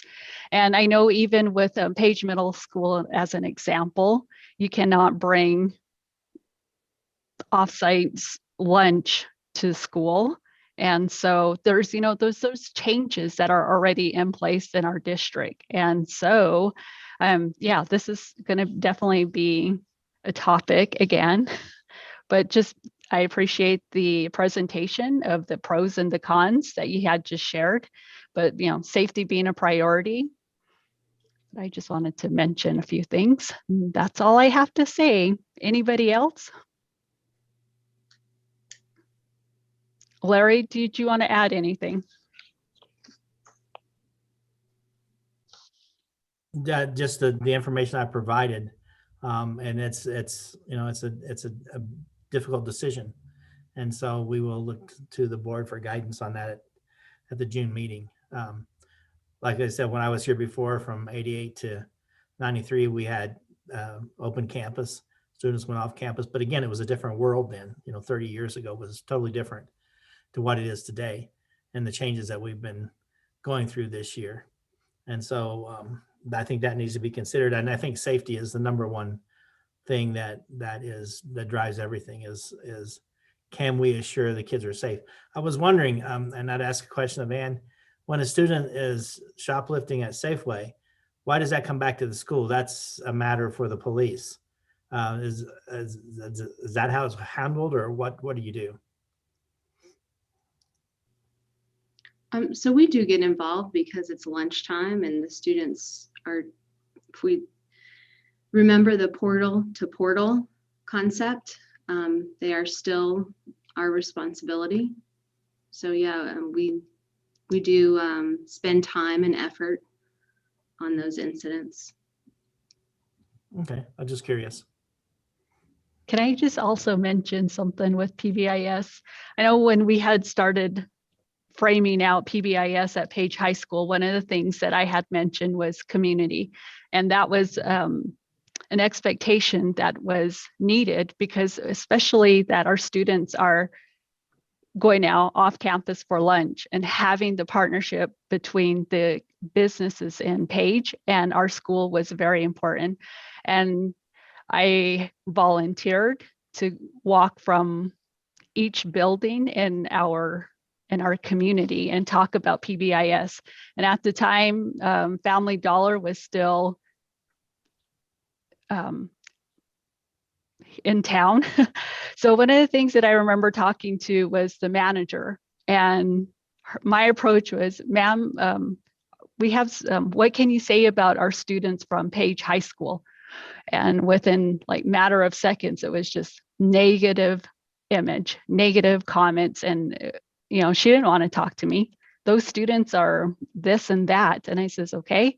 I had to approach her from a different perspective. And I had to tell her, I'm not an employee of Page Unified School District. Understand that I am a parent volunteer helping out with the diagram of Page, the PBIS. And so making her understand that we are working on changing the behavior in our district, and how having to bring our, you know, partnership with the community. It was a priority to listen to her speak, and then also, you know, find that medium and to be able to, you know, have a different approach with our students. So 2 weeks later, I went back to Family Dollar, and she just had nothing but positive things to say. But it goes back to the effectiveness of using the Pride, what are they, tickets, and having to, you know, just making sure that people are utilizing them properly, instead of just, you know, yeah, whatever, here's a Pride ticket. But it changed the dynamic of the relationship between Page High School and Family Dollar. I mean, that's just one example, but it's also, you know, a different scenario with Safeway as well too, because there is a lot of shoplifting that took place, or that had taken place, and then having just a security change that dynamic around, and having I think it was Miss Scarmazzo that used to stand inside, you know, just her presence, it changed that dynamic as well too, and allowing students to realize, okay, we have to be on our best behavior, and that, you know, we're still in school time, on school time, I guess, for lunch. But I just wanted to share that.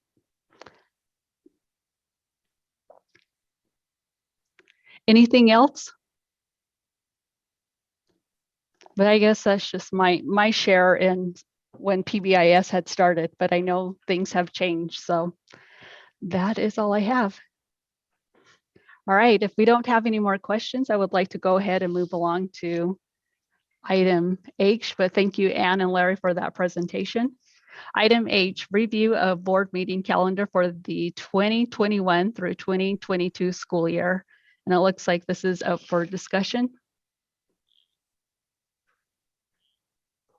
And I believe each of you have a copy of the governing board meeting calendar, and it looks different, and I appreciate that. There is also a board retreat, is my understanding, a possible board retreat that is designated for July 9th.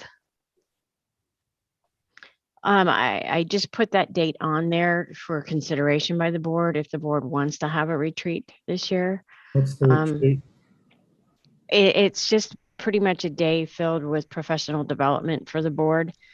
I was thinking it might be very helpful for Mr. Weiss as a new board member, but I know there's oftentimes information that Mr. Wallen wants to share with the board as well regarding policies, and that would provide an opportunity for that. But again, that is totally up to the board. I also put on here that for August, I utilized the first Tuesday of the month instead of the second, because school does start on Tuesday, August 10th. And I know some of you have children, and I didn't know if you wanted to spend their first day of school here in the evening. You may want to catch up with them on how their day was. But that, again, that's if the board decides it wants to keep it on the 10th, that's an easy fix. ASBA's law conference is on September 8th through 10th. That is on their website right now, so that does not conflict in September as it has in previous years. There is not currently a date set on their website for the annual conference in December, so that's kind of a hit or miss, but the board can always revise that later. Can I just ask you, is that ASBA law conference virtual, or is it, do they say? I think it's in person. It is in person. So the plan So- is to go back in person. Okay, so so having it on the 7th would not be a good idea if we want to travel, right? No, Yeah. so Yep. that I know in previous years it was kind of they've moved the week within which they hold it. This year it falls the week before the board meeting, so it would not interfere with the board meeting. Thank you for that clarification. And I can find out when the annual conference is going to take place in December. It's generally the 15, 16, 17, because it's after the NISA conference in Las Vegas. Now they're all that same week. So I need to confirm it, but that's usually when it is. Okay. Yeah, I'll reach out to ASBA, find out. Any questions? January board meetings.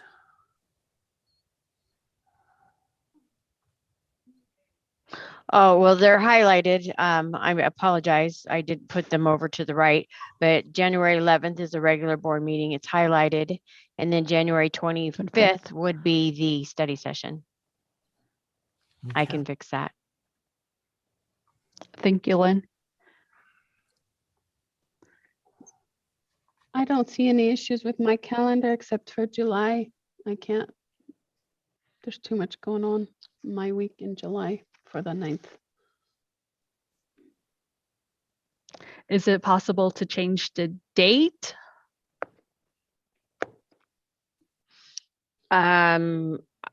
Sure. I know one of my nieces is getting married, and there's still fluctuation in schedule, so I can't commit to a July retreat. That's all I'm saying. Got too much going on in July this year.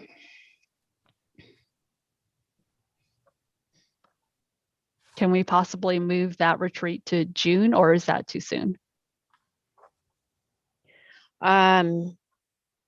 Or even move it to August?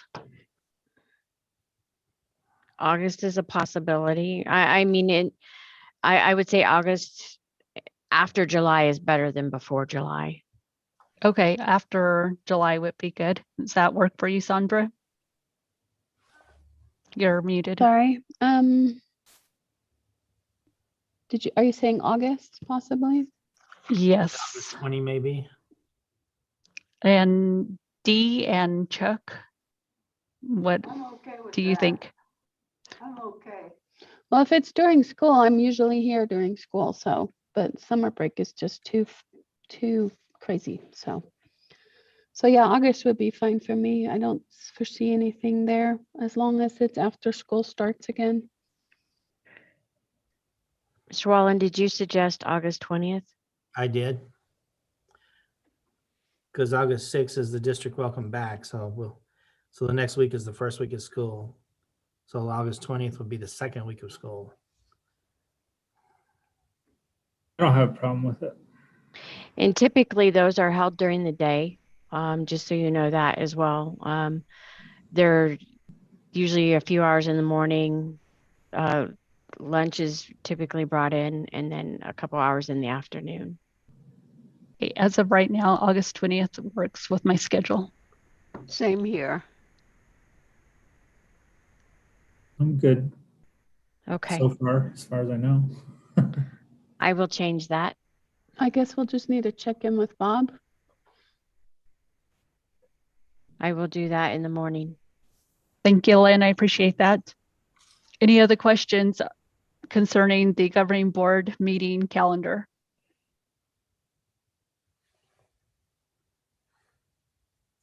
All right. We can move forward to item I, continued use of Zoom for board meetings. And this is up for discussion. What do the members of the board think? Do we want to continue using Zoom or go back into person? Mr. Candelaria requested that this is agenda item be put on there so that the board could discuss it sooner rather than later. Yes, Sandra. Oh, thank you. I would say I really favor meeting back in person, but I would suggest a hybrid. I've heard lots of responses from the community who love being able to watch us on YouTube because, you know, when you come to a board meeting and sit here in person, you have to commit a big chunk of time and you just sit here and there might be things that may not interest you as much versus something that really interests you. If you can just follow our board meeting on YouTube, you can do your dishes while you're listening, you can clean your room, you can, you know, you're just more productive. So I would suggest a hybrid that we still, because I know before, even long before this started, we looked into, remember, Lynn, when we had a camera up there and we'd record and the quality of the sound was just poor? Go ahead. Yeah, we would definitely have to look into the technology aspects of that because right now we don't have that ability because one, that camera is so bad. We are having another camera put in here. It has not arrived yet, and that's in anticipation of going back to the regular meetings. But figuring out how we can stream that will be because Well, it's different than Zoom. right.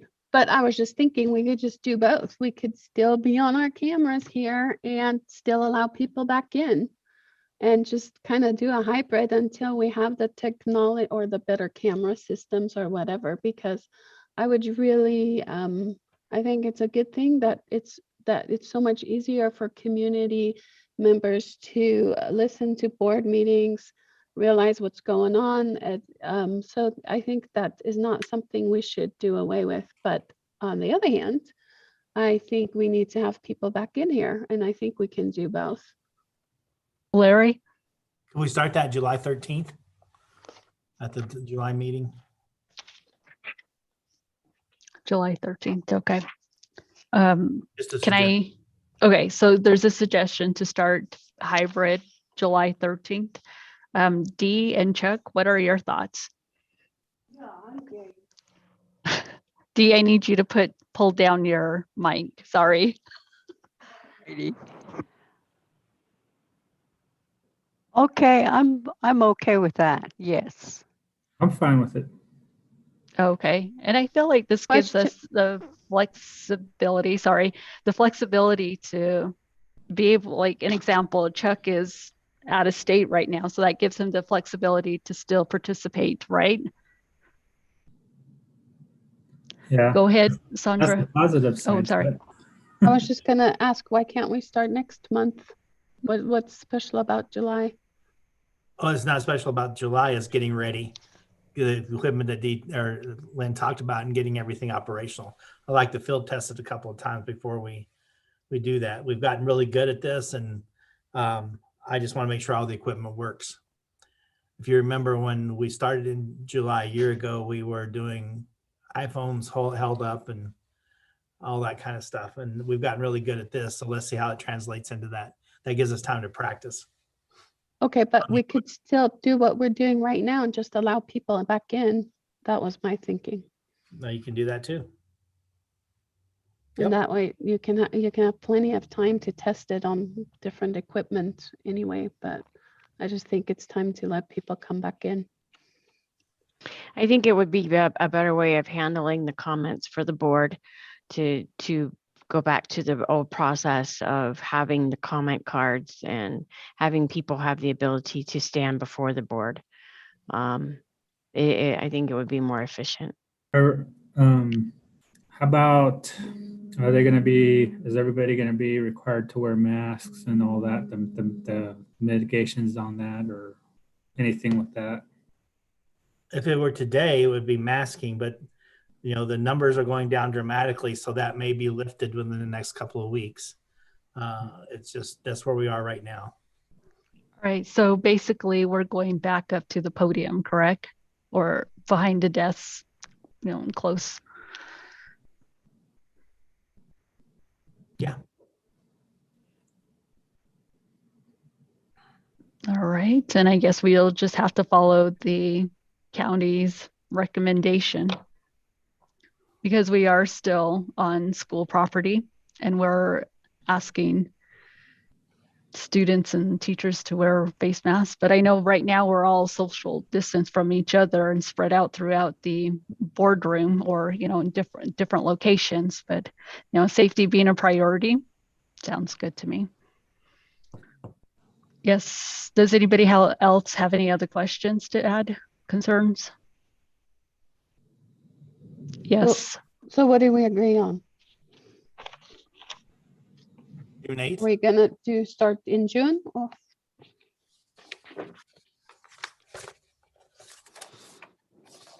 Yes, no?